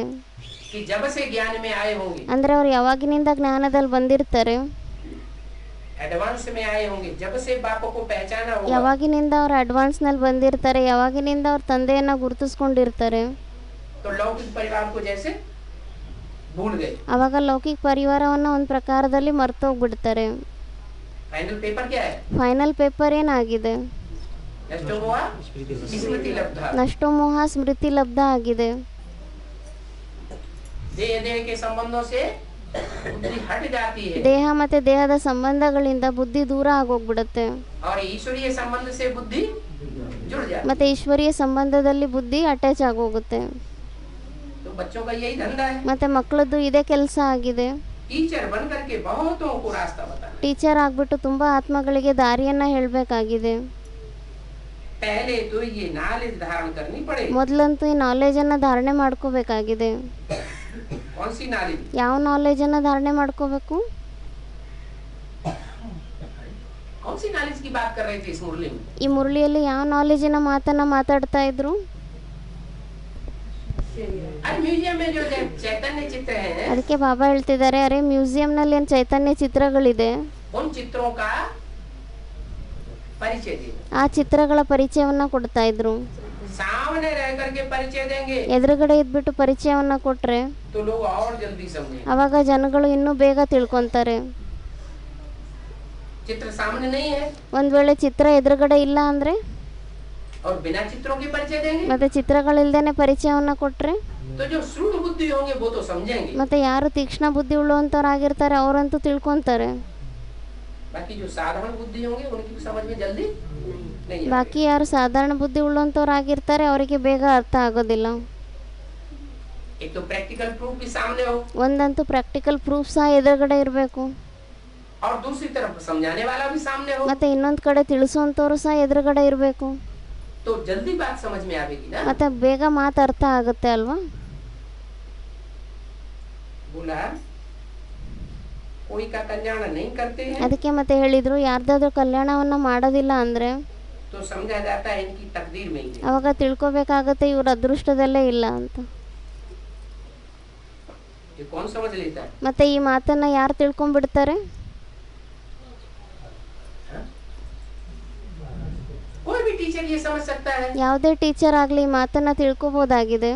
ये स्टूडेंट जो रास्ता बताया ಈ है ಸ್ಟೂಡೆಂಟ್ಗಳು ಯಾರು ದಾರಿಯನ್ನು ಹೇಳಿದ್ದಾರೆ वो रास्ता अपनाता ही नहीं। ಆ ದಾರಿ ಮನೆ ಯಾವ ದಾರಿಯನ್ನು ಟೀಚರ್ ಇವರಿಗೆ ಹೇಳಿದ್ದಾರೆ ಆ ದಾರಿಯನ್ನು ಅಳವಡಿಸ್ಕೊಳ್ಳೋದೇ ಇಲ್ಲ. और तो कल्याण में लगा हुआ ही नहीं है। ಅವರಂತೂ ಆ ಕಲ್ಯಾಣದಲ್ಲಿ ಸ್ವಯಂನ ಕಲ್ಯಾಣ ಬೇರೆಯವರ ಕಲ್ಯಾಣದಲ್ಲೇ ತೊಡಗೇ ಇಲ್ಲ. तो समझा क्या जाता है ಮತ್ತೆ ಏನಂತ ತಿಳ್ಕೊಬೇಕಾಗುತ್ತೆ, कि इनकी तकदीर में राजयोग से राजाई पाने का है ही नहीं। ಅಂದರೆ ಇವ್ರ ಅದೃಷ್ಟದಲ್ಲಿ ರಾಜಯೋಗದಿಂದ ರಾಜಯ್ಯನ ಪಡೆಯುವಂಥ ಅದೃಷ್ಟ ಇವ್ರದ್ದು ಇಲ್ವೇ ಇಲ್ಲ. बहुत बच्चे तो कहते हैं बाबा हमको नौकरी से छुड़ाओ। ತುಂಬ ಮಕ್ಕಳಂತೂ ಹೇಳ್ತಾರೆ, ಬಾಬಾ ನಮಗೆ ನೌಕರಿಯಿಂದ ಬಿಡುಗಡೆ ಮಾಡಿ ಅಂತ. क्या क्या शर्त रखते हैं? ಏನಂತ ಹೇಳಿದ್ರು, ಏನು ಚಾಲೆಂಜ್ ಇಡ್ತಾರೆ, हमको इस नौकरी धंधे से छुड़ाओ ನಮಗೆ ಈ ದುಡಿಮೆ ವ್ಯಾಪಾರ ನೌಕರಿಯಿಂದ ಎಲ್ಲ ಬಿಡುಗಡೆ ಮಾಡಿಬಿಡಿ, तो हम ईश्वर सेवा में लग जाएंगे। ಅವಾಗ ನಾವು ಮತ್ತೆ ಈಶ್ವರೀಯ ಸೇವೆಯಲ್ಲೇ ತೊಡಗಿರ್ತೀವಿ ಅಂತ ಹೇಳ್ತಾರೆ. अरे ये नौकरी धंधे का जो बंधन डाला है ಅದಕ್ಕೆ ಬಾಬಾ ಹೇಳ್ತಿದ್ದಾರೆ, ಈ ನೌಕರಿ ದಂಧ ಈ ವ್ಯಾಪಾರ ಏನೇ ಇದೆ ಇದ್ರದ್ದು ಬಂಧನವನ್ನು ಏನು ಹಾಕ್ಕೊಂಡಿದ್ದೀರಾ, वो बाबा ने डाला है क्या तुम्हारे लिए? ಅದೇನು ನಿಮಗೋಸ್ಕರ ಬಾಬಾ ಬಂಧನವನ್ನು ಹಾಕಿದಾರಾ, ये पूर्व जन्म में हमने ही डाला है। ಅಥವಾ ಪೂರ್ವ ಜನ್ಮದಿಂದ ನಾವೇ ಹಾಕಿದ್ದೀವ? कुछ आत्मा ऐसी होती हैं, ऐसा जन्म लेती हैं, ऐसे घराने में जन्म लेती हैं। ಕೆಲವು ಆತ್ಮಗಳು ಈ ಥರನೂ ಇರ್ತಾರೆ, ಅವ್ರು ಈ ಥರ ಪರಿವಾರದಲ್ಲಿ ಈ ಥರ ಒಂದು ಫ್ಯಾಮಿಲಿಯಲ್ಲಿ ಜನ್ಮ ತಗೊತಾರೆ. कि उन्हें धन कमाने का कोई चिंता ही नहीं। ಅವರಿಗೆ ದುಡ್ಡನ್ನು ಸಂಪಾದನೆ ಮಾಡುವಂಥ ಏನು ಚಿಂತೆನೇ ಇಲ್ಲ. क्या धन है? ಎಷ್ಟು ಬೇಕೋ ಅಷ್ಟು ಅಕ್ಕೂಟ ಧನ ಸಂಪತ್ತಿ ಇರುತ್ತೆ ಅವ್ರ ಪರಿವಾರದಲ್ಲಿ. कोई फिक्रात नहीं, ಅವರಿಗೇನು ಚಿಂತೆನೇ ಇರಲ್ಲ ದುಡ್ಡಿಂದು. कोई धंधा धोरी आदि करने की नौकरी करने की बिल्कुल दरकार ही नहीं। ಯಾವುದೇ ದುಡಿಮೆ ವ್ಯಾಪಾರ ನೌಕರಿಗಳು ಮಾಡುವಂಥ ಅವಶ್ಯಕತೆನೇ ಇಲ್ಲ ಅವರಿಗೆ. तो उन्होंने जो अपना भाग्य बनाया है वो ಮತ್ತೆ ಅವರು ತಮ್ಮ ಭಾಗ್ಯವನ್ನ ಏನು ಮಾಡ್ಕೊಂಡಿದ್ದಾರೆ जन्म से बनाया है ಅದನ್ನ ಅವ್ರ ಪೂರ್ವ ಜನ್ಮದಿಂದ ಮಾಡ್ಕೊಂಡಿದ್ದಾರಾ, या बाबा उनका भाग्य बनाते ಅಥವಾ ಬಾಬಾ ಬಂದ್ಬಿಟ್ಟು ಅವ್ರ ಭಾಗ್ಯವನ್ನ ತಯಾರು ಮಾಡ್ತಾರಾ? उन्होंने भी बनाया।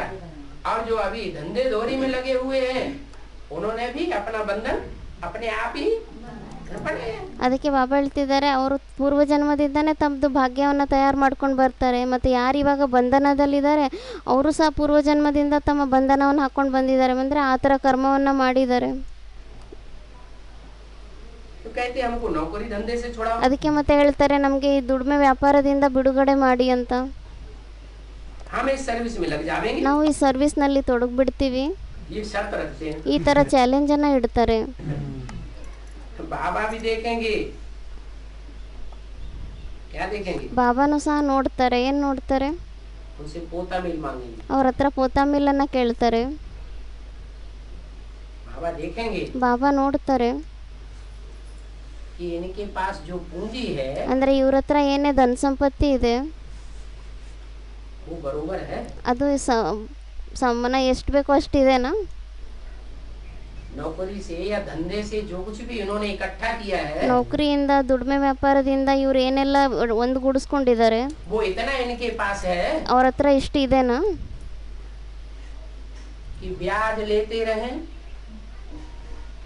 खाते रहें ಅಂದರೆ ಬಡ್ಡಿ ತಗೊತಾ ಇರ್ತಾರೆ, ತಿಂತಾ ಇರ್ತಾರೆ, और आने जाने की ईश्वरीय सेवा में लगाते रहें। ಮತ್ತೆ ಹೋಗೋದು ಬರೋದು ಮಾಡ್ಲಿಕ್ಕೋಸ್ಕರ ಈಶ್ವರೀಯ ಸೇವೆಯಲ್ಲಿ ಉಪಯೋಗಿಸ್ತಾ ಇರಲಿ. पूरा पोता मिल जाएंगे तभी तो बाप को पता पड़ेगा। ತೋ ಇಷ್ಟು ಅವ್ರ ಹತ್ರ ಇದೆನಾ, ತೋ ಇದು ಯಾವಾಗ ಬಾಪನಿಗೆ ಗೊತ್ತಾಗುತ್ತೆ, ಯಾವಾಗ ಪೂರ್ತಿ ಪೋತಾ ಮೇಲೆ ಕೊಡ್ತಾರೆ ಆವಾಗೇ ತಂದೆ ಗೊತ್ತಾಗುತ್ತೆ ಅಲ್ವಾ? तो बाप कह देंगे अच्छा छोड़ दो, ಆವಾಗ ತಂದೆ ಹೇಳ್ತಾರೆ ಮತ್ತೆ ಅಚ್ಚ ಬಿಟ್ಬಿಡಿ ಅಂತ, लगो इसी ईश्वरीय सेवा। ನೌಕರಿಯಿಂದ ರಜಾ ತಗೊಂಬಿಡಿ. तो बोला बरोबर इनकी पूंजी है, ಅವಾಗ ಅದಕ್ಕೆ ಹೇಳಿದರು, ಮತ್ತು ಇವ್ರ ಸಮಾನ ಆಗಿರುವಂಥ ಧನ ಸಂಪತ್ತಿ ಇವ್ರ ಹತ್ರ ಇದೆನಾ, बंधन मुक्त हो सकते हैं। ಇವರು ಬಂಧನ ಮುಕ್ತರಾಗ್ಬೋದಾಗಿದೆನಾ? कोई तो बंधन मुक्त भी है। ಕೆಲವರಂತೂ ಬಂಧನ ಮುಕ್ತರೂ ಆಗಿದ್ದಾರೆ. क्या कोई जरूरी नहीं है कि नौकरी करें धंधा करें। ಇದೇನಾಯ್ತು ಅವಶ್ಯಕತೆ ಇಲ್ಲ ದುಡಿಮೆ ವ್ಯಾಪಾರವನ್ನು ಮಾಡಲೇಬೇಕು ಅಂತ. तब कहेंगे भले 500 कमाने से 500 रुपया पर माह तुम कमाओ, 8 घंटे देते रहो, ಆವಾಗ ಮತ್ತೆ ಹೇಳಲಾಗುತ್ತೆ, ಭಲೆ ನೀವು 500 ರೂಪಾಯಿ ಸಂಪಾದನೆಯನ್ನು ಮಾಡಿ 8 ಗಂಟೆ ಸೇವೆ ಮಾಡಿ, उससे तो अच्छा उन कौड़ियों को कमाने से अच्छा क्या है तुम इसी ईश्वरीय सेवा में लग जाओ। ಅದಕ್ಕೆ ಬಾಬಾ ಹೇಳ್ತಿದ್ದಾರೆ, ಆ ಕೌಡಿಗಳ ಸಂಪಾದನೆ ಮಾಡೋದಕ್ಕಿಂತ ಒಳ್ಳೆಯದು ನೀವು ಇದೇ ಈಶ್ವರೀಯ ಸೇವೆಯಲ್ಲೇ ತೊಡಗಿಬಿಡಿ. ಅಲ್ಲಿ 8 ಗಂಟೆ ಬಿಡೋದನ್ನು ಬಿಟ್ಬಿಟ್ಟು ಎಲ್ಲ ಸೇವೆ ಎಲ್ಲ ಟೈಮ್ ಈಶ್ವರೀಯ ಸೇವೆಯಲ್ಲೇ ಹಾಕ್ಬಿಡಿ ನಿಮ್ಮದು. तुमको कोई पैसे की कमाई का बंधन तो है नहीं, ನಿಮಗೆ ಯಾವುದೇ ದುಡ್ಡಿನ ಸಂಪಾದನೆಯ ಅವಶ್ಯಕತೆ ಅಂತೂ ಇಲ್ವೇ ಇಲ್ಲ. बहुतों को कल्याण करेंगे. ತುಂಬ ಆತ್ಮಗಳ ಕಲ್ಯಾಣವನ್ನು ಮಾಡ್ತೀರಾ. अगर बंधन मुक्त हैं तो भी बाबा सर्विसेबल देखेंगे. ಒಂದು ವೇಳೆ ಬಂಧನ ಮುಕ್ತರಾಗಿದ್ರೆ ಅವಾಗೂ ಸಹ ತಂದೆ ಸರ್ವಿಸೇಬಲನ್ನು ನೋಡ್ತಾರೆ. क्या कहा, ऐसे ही नहीं कह देंगे ಏನಂತ ಹೇಳಿದರು, ಆ ಥರ ಏನು ಹೇಳ್ಬಿಡೋದಿಲ್ಲ. कि नौकरी धंधा छोड़ दो. ನೌಕರಿ ವ್ಯಾಪಾರ ಎಲ್ಲ ಬಿಟ್ಬಿಡಿ ಅಂತ ಹೇಳೋದಿಲ್ಲ. क्या देखेंगे, ಏನಂತ ನೋಡ್ತಾರೆ, ये सर्विसेबल है, ಇವರು ಸರ್ವಿಸೇಬಲ್ ಆಗಿದ್ದಾರಾ, सर्विस करने की प्रैक्टिस है, ಇವರಲ್ಲಿ ಇಷ್ಟೊಂದು ಸರ್ವಿಸ್ ಮಾಡುವಂಥ ಪ್ರಾಕ್ಟೀಸ್ ಇದೆನಾ, अंदर से लगन है विश्व कल्याण की. ಒಳಗಡೆಯಿಂದ ಸೆಳೆತ ಇದೆನಾ ವಿಶ್ವದ ಕಲ್ಯಾಣ ಮಾಡಲಿಕ್ಕೋಸ್ಕರ. अगर ये लगन नहीं है ಒಂದು ವೇಳೆ ಈ ಸೆಳೆತ ಇಲ್ಲ ಅಂದರೆ तो कहेंगे तुमको माया खा जाएगी. ಅವಾಗ ಮತ್ತೆ ಹೇಳ್ತಾರೆ ಇವರಿಗೆ ಮಾಯೆ ನುಂಗ್ಬಿಡುತ್ತೆ ಅಂತ. क्या तुम बेकार बैठेंगे तो ಅಂದರೆ ನೀವು ಹಾಗೆ ಸುಮ್ಮನೆ ವೇಸ್ಟಾಗಿ ಕುತ್ಕೊಂಡ್ರೆ वर्कशॉप बन जाएगा. एम्प्टी माइंड किसका वर्कशॉप ಯಾವ ವರ್ಕ್ಶಾಪ್ ಆಗುತ್ತೆ, ಫ್ರೀ ಮೈಂಡ್ ಏನಿದೆ ಅದು ಯಾರ ಅಂಗಡಿ ಆಗೋಗುತ್ತೆ, है, शैतान का वर्कशॉप बन जाता है. ಶೈತಾನಿನ ಕೆಲಸದ ಮನೆ ಆಗೋಗುತ್ತೆ.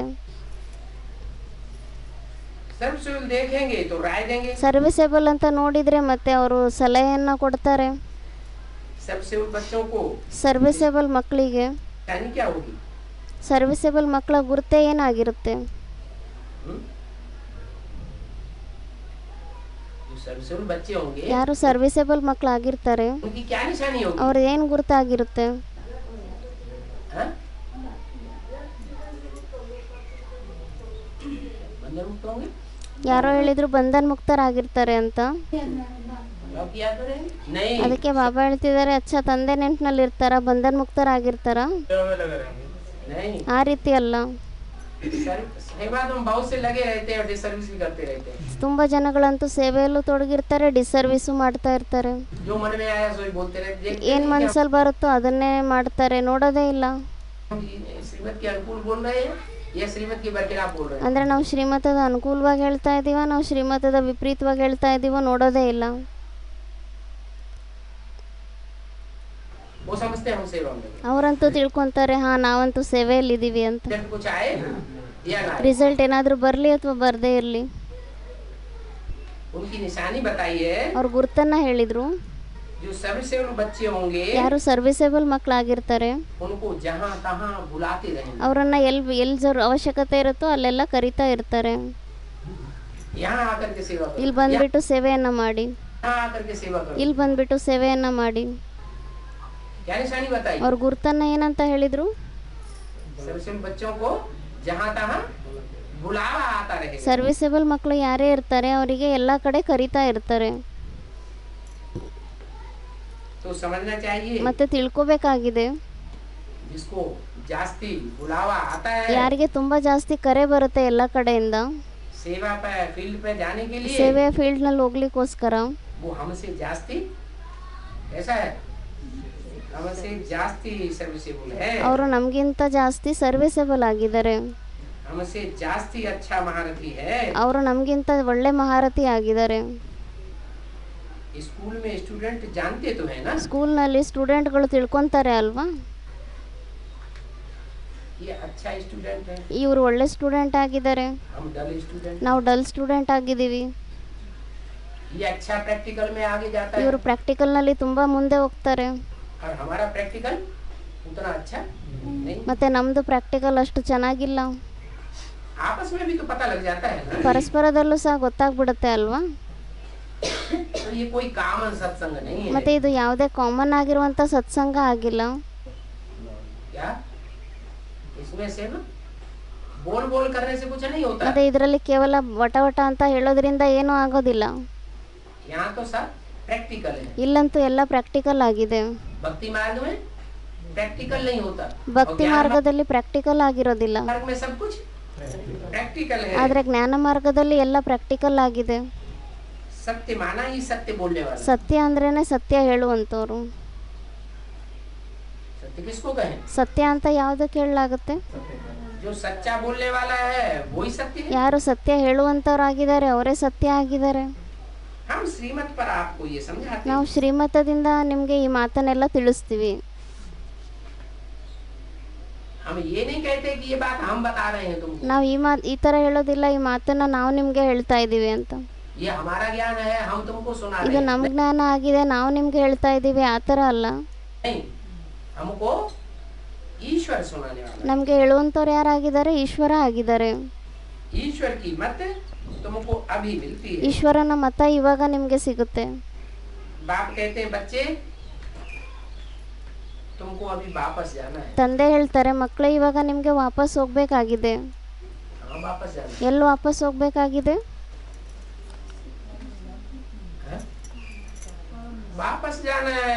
कहाँ वापस जाना है? ಏನಂತ ಹೇಳಿದ್ರು? ವಾಪಸ್ ಹೋಗ್ಬೇಕಾಗಿದೆ ಅಂದ್ರೆ ಎಲ್ಲಿ ವಾಪಸ್ ಹೋಗ್ಬೇಕಾಗಿದೆ? नहीं, यज्ञ के आदि में जिस दुनिया में थे ಆ ಥರ ಅಲ್ಲ. ಯಜ್ಞದ ಆರಂಭದಲ್ಲಿ ಯಾವ ಪ್ರಪಂಚದಲ್ಲಿ ಇದ್ವಿ उसी दुनिया में वापस जाना है. ಅದೇ ಪ್ರಪಂಚದಲ್ಲಿ ವಾಪಸ್ ಹೋಗ್ಬೇಕಾಗಿದೆ. कौन सी दुनिया में थे यज्ञ के आदि? ಯಜ್ಞದ ಆದಿಯಲ್ಲಿ ಯಾವ ಪ್ರಪಂಚದಲ್ಲಿ ಇದ್ವಿ ನಾವು? हैं?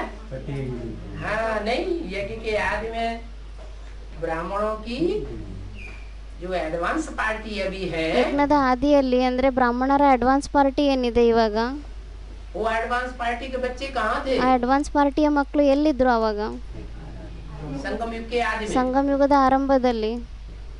कहाँ थे? ಕೇಳ್ತಾ ಇದ್ದಾರೆ ಬಾಬಾ, ಎಲ್ಲಿದ್ರು? राम बाप के साथ ही गए। राम बाप के साथ ही रहेंगे. ರಾಮ ತಂದೆ ಜೊತೆಯಲ್ಲೇ ಇರ್ತಾರೆ. वहीं थे, ಮೊದಲು ಸಹ ಅಲ್ಲೇ ಇದ್ರು, उसी दुनिया में थे, सूर्यवंशी थे. ಅದೇ ಪ್ರಪಂಚದಲ್ಲಿದ್ರು, ಸೂರ್ಯವಂಶಿಗಳಾಗಿದ್ರು. कोई ज्यादा नजदीक थे, कोई थोड़े कम नजदीक. ಕೆಲವ್ರು ಜಾಸ್ತಿ ಹತ್ರ ಇದ್ರು, ಕೆಲವ್ರು ಕಡಿಮೆ ಹತ್ರ ಇದ್ರು. सबको वापस जाना है. ಎಲ್ಲರಿಗೂ ವಾಪಸ್ ಹೋಗ್ಬೇಕಾಗಿದೆ. उसी दुनिया में वापस जाना है. ಅದೇ ಪ್ರಪಂಚದಲ್ಲಿ ವಾಪಸ್ ಹೋಗ್ಬೇಕಾಗಿದೆ. बाप का घर कौन सा है? ತಂದೆಯ ಮನೆ ಯಾವ್ದಾಗಿದೆ? शांति धाम. शांति देवा कौन है? ಶಾಂತಿಧಾಮ ಆಗಿದೆ. ಶಾಂತಿ ದೇವ ಯಾರಾಗಿದ್ದಾರೆ? एक है शांति देवा, ಒಬ್ರಾಗಿದ್ದಾರೆ ಶಾಂತಿ ದೇವ, एक है सुख देवा. ಒಬ್ರಾಗಿದ್ದಾರೆ ಸುಖದೇವ. विष्णु को क्या कहेंगे? ಮತ್ತೆ ಅವ್ರು ಬೇರೆಯವ್ರಿಗೆ ಏನಂತ ಹೇಳ್ತಾರೆ? सुख देवा. ಸುಖದೇವ. और शंकर जी को क्या कहेंगे? शांति देव। शांति. ಶಂಕರನ್ಗೆ ಹೇಳಲಾಗುತ್ತೆ ಶಾಂತಿ ದೇವ ಅಂತ, ವಿಷ್ಣುಗೆ ಹೇಳಲಾಗುತ್ತೆ ಸುಖದೇವ ಅಂತ. दुनिया में कुछ भी होता रहे अपने मस्त. ಪ್ರಪಂಚದಲ್ಲಿ ಏನೇ ಆಗ್ತಾ ಇರಲಿ ಅವರು ತಮ್ಮ ಮಸ್ತನಲ್ಲಿ ಇರ್ತಾರೆ. पार्वती याद दिलाती, अरे इतना दुखी है, ಅವಾಗ ಪಾರ್ವತಿ ನೆನ್ಪು ಮಾಡಿಸ್ತಾರೆ, ಅರೆ ಇಷ್ಟೊಂದು ದುಃಖಿ ಆಗಿದ್ದಾರೆ, इतना परेशान है, कुछ तो रहम करो. ಇಷ್ಟೊಂದು ಕಷ್ಟದಲ್ಲಿದ್ದಾರೆ, ತೊಂದರೆಯಲ್ಲಿದ್ದಾರೆ, ಇಷ್ಟೊಂದು ದುಃಖಿ ಆಗಿದ್ದಾರೆ, ಏನಾದರೂ ಸ್ವಲ್ಪನಾದರೂ ದಯೆ ತೋರಿಸಿ, ಕರುಣೆ ತೋರಿಸಿ ಅಂತ ಹೇಳ್ತಾರೆ ಪಾರ್ವತಿ.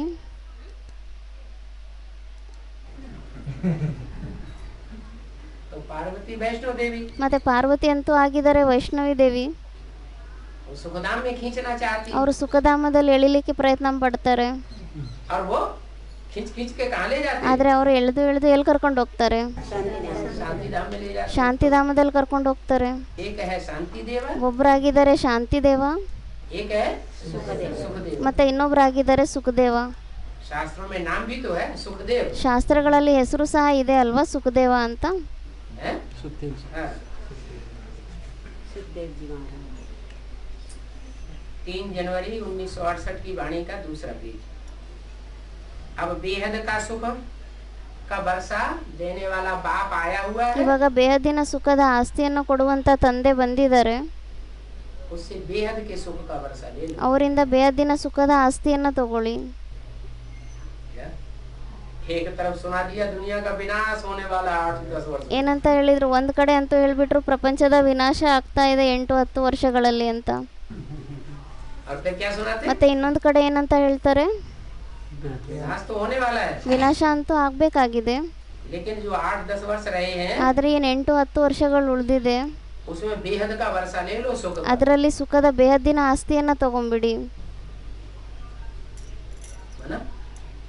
ಅಂದ್ರೆ बाप आया हुआ है नर से नारायण बनाने. ಅಂದ್ರೆ ತಂದೆ ಅಂತೂ ಬಂದಿದ್ದಾರೆ ನರನಿಂದ ನಾರಾಯಣ ಮಾಡ್ಲಿಕ್ಕೋಸ್ಕರ. ये राजयोग है ना? ಇದು ರಾಜಯೋಗ ಆಗಿದೆ ಅಲ್ವಾ? तो राजयोग से विश्व की बादशाही, विश्व के राजापने की बादशाही मिलती ಮತ್ತೆ है. ರಾಜಯೋಗದಿಂದ ವಿಶ್ವದ ಆಸ್ತಿ ಸಿಗುತ್ತೆ, ವಿಶ್ವದ ರಾಜ ಆಗುವಂತ ಆಸ್ತಿ ಸಿಗುತ್ತೆ. जो विश्व का राजा बनेगा ಮತ್ತು ಯಾರು ವಿಶ್ವದ ರಾಜ ಆಗ್ತಾರೆ वो सबसे जास्ती सुखी रहेगा, ಅವ್ರು ಎಲ್ಲರಿಗಿಂತ ಜಾಸ್ತಿ ಸುಖಿ ಆಗಿರ್ತಾರ, या दूसरे जो प्रजावर्ग में आने वाली आत्माएं होंगी वो ज्यादा सुखी ಅಥವಾ रहेंगी। ಯಾರು ಬೇರೆಯವರು ಪ್ರಜಾವರ್ಗದಲ್ಲಿ ಬರುವಂತ ಆತ್ಮಗಳಾಗಿರ್ತಾರೆ ಅವ್ರು ಜಾಸ್ತಿ ಸುಖಿ ಆಗಿರ್ತಾರ. कहते हैं आधा में जाम आधा में नहीं। ಹೇಳ್ತಾರೆ ಅರ್ಧದಲ್ಲಿ ರಾಜ ಅರ್ಧದಲ್ಲಿ ಪ್ರಜೆಗಳು ಅಂತ. आधे में राजा रानी और उनका परिवार ಅರ್ಧದಲ್ಲಿ ರಾಜ ರಾಣಿ ಮತ್ತೆ ಅವ್ರ ಪರಿವಾರ पलता है। ಪಾಲನೆಯನ್ನ ತಗೊಂತಾರೆ. क्या राज परिवार आधे खर्चे में पलता है ರಾಜ್ ಪರಿವಾರ ಏನಿದೆ ಇದು ಅರ್ಧದಲ್ಲಿ ಪಾಲನೆ ತಗೊಳುತ್ತೆ, और आधे खर्चे में सारी रैयत पलती ಮತ್ತೆ ಇನ್ನು ಅರ್ಧ ಖರ್ಚು ಏನಿದೆ ಅದರಲ್ಲಿ ಎಲ್ಲ ಪ್ರಜೆಗಳ ಪಾಲನೆ ನಡೆಯುತ್ತೆ. है। तो कितना सुख होता होगा। ಮತ್ತೆ ಎಷ್ಟೊಂದು ಸುಖ ಇರುತ್ತೆ ಅಲ್ಲಿ. एक जन्म की बात है या अनेक जन्मों की बात ಮತ್ತೆ है? ಇದು ಒಂದು ಜನ್ಮದ ಮಾತಾಗಿದೆನಾ ಅಥವಾ ಅನೇಕ ಜನ್ಮದ ಮಾತಾಗಿದೆನಾ? अनेक जन्मों की बात है। बाप आकर के ಅನೇಕ ಜನ್ಮಗಳ ಮಾತಾಗಿದೆ. बेहद का वर्षा देते हैं। ತಂದೆ ಬಂದ್ಬಿಟ್ಟು ಬೇಹದ್ದಿನ ಆಸ್ತಿಯನ್ನ ಕೊಡ್ತಾರೆ. बेहद का बाप है ना। ಬೇಹದ್ದಿನ ತಂದೆ ಆಗಿದ್ದಾರೆ ಅಲ್ವಾ? कल्प कल्प में तुमको मिलता ही आया है। ಕಲ್ಪ ಕಲ್ಪದಲ್ಲಿ ನಿಮ್ಗೆ ಸಿಗ್ತಾನೆ ಬಂದಿದೆ. क्या एक बार की बात नहीं। ಮತ್ತೆ ಇದು ಕೇವಲ ಒಂದು ಸಮಯದ ಮಾತಲ್ಲ. ये वर्षा यहाँ अगर ले लिया ಈ ಆಸ್ತಿಯನ್ನ ಒಂದ್ ವೇಳೆ ಇಲ್ಲಿ ತಗೊಂಡ್ಬಿಟ್ರೆ तो कल्प कल्प के लिए भी मिलता आया और कल्प कल्प मिलता ಮತ್ತೆ ಈ ಕಲ್ಪ ಕಲ್ಪದಲ್ಲೂ ಸಿಗ್ತಾ ಬಂದಿದೆ, ಮತ್ತೆ ಮುಂದೇನು ಕಲ್ಪ ಕಲ್ಪದಲ್ಲಿ ಸಿಗ್ತಾ ಇರುತ್ತೆ. क्योंकि स्वर्ग की स्थापना तो कल्प कल्प होती है ना। ಯಾಕೆಂದ್ರೆ ಸ್ವರ್ಗದ ಸ್ಥಾಪನೆ ಅಂತೂ ಕಲ್ಪ ಕಲ್ಪದಲ್ಲೂ ಸಹ ಆಗುತ್ತೆ ಅಲ್ವಾ? कि एक ही बार होती है। ಅಥವಾ ಒಂದೇ ಸತಿ ಆಗುತ್ತಾ? हर कल्प के आदि में ಪ್ರತಿಯೊಂದು ಕಲ್ಪದ ಆದಿಯಲ್ಲಿ स्वर्ग की स्थापना होती है। ಸ್ವರ್ಗದ ಸ್ಥಾಪನೆ ಆಗುತ್ತೆ.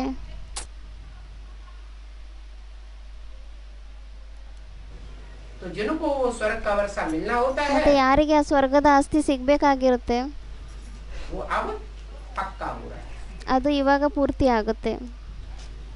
ओम शांति। ಓಂ ಶಾಂತಿ. ಇವತ್ತಿಂದು ವಿಸಿಡಿ ನಂಬರ್ ಆಗಿತ್ತು 758, ಸುರುಂಗ ನೇಪಾಲ್, ಮುರಳಿ ತಾರೀಖ್ 3/1/1968, ನುಡಿಸಿರುವಂಥ ತಾರೀಖ್ 14/9/2007. ಓಂ ಶಾಂತಿ.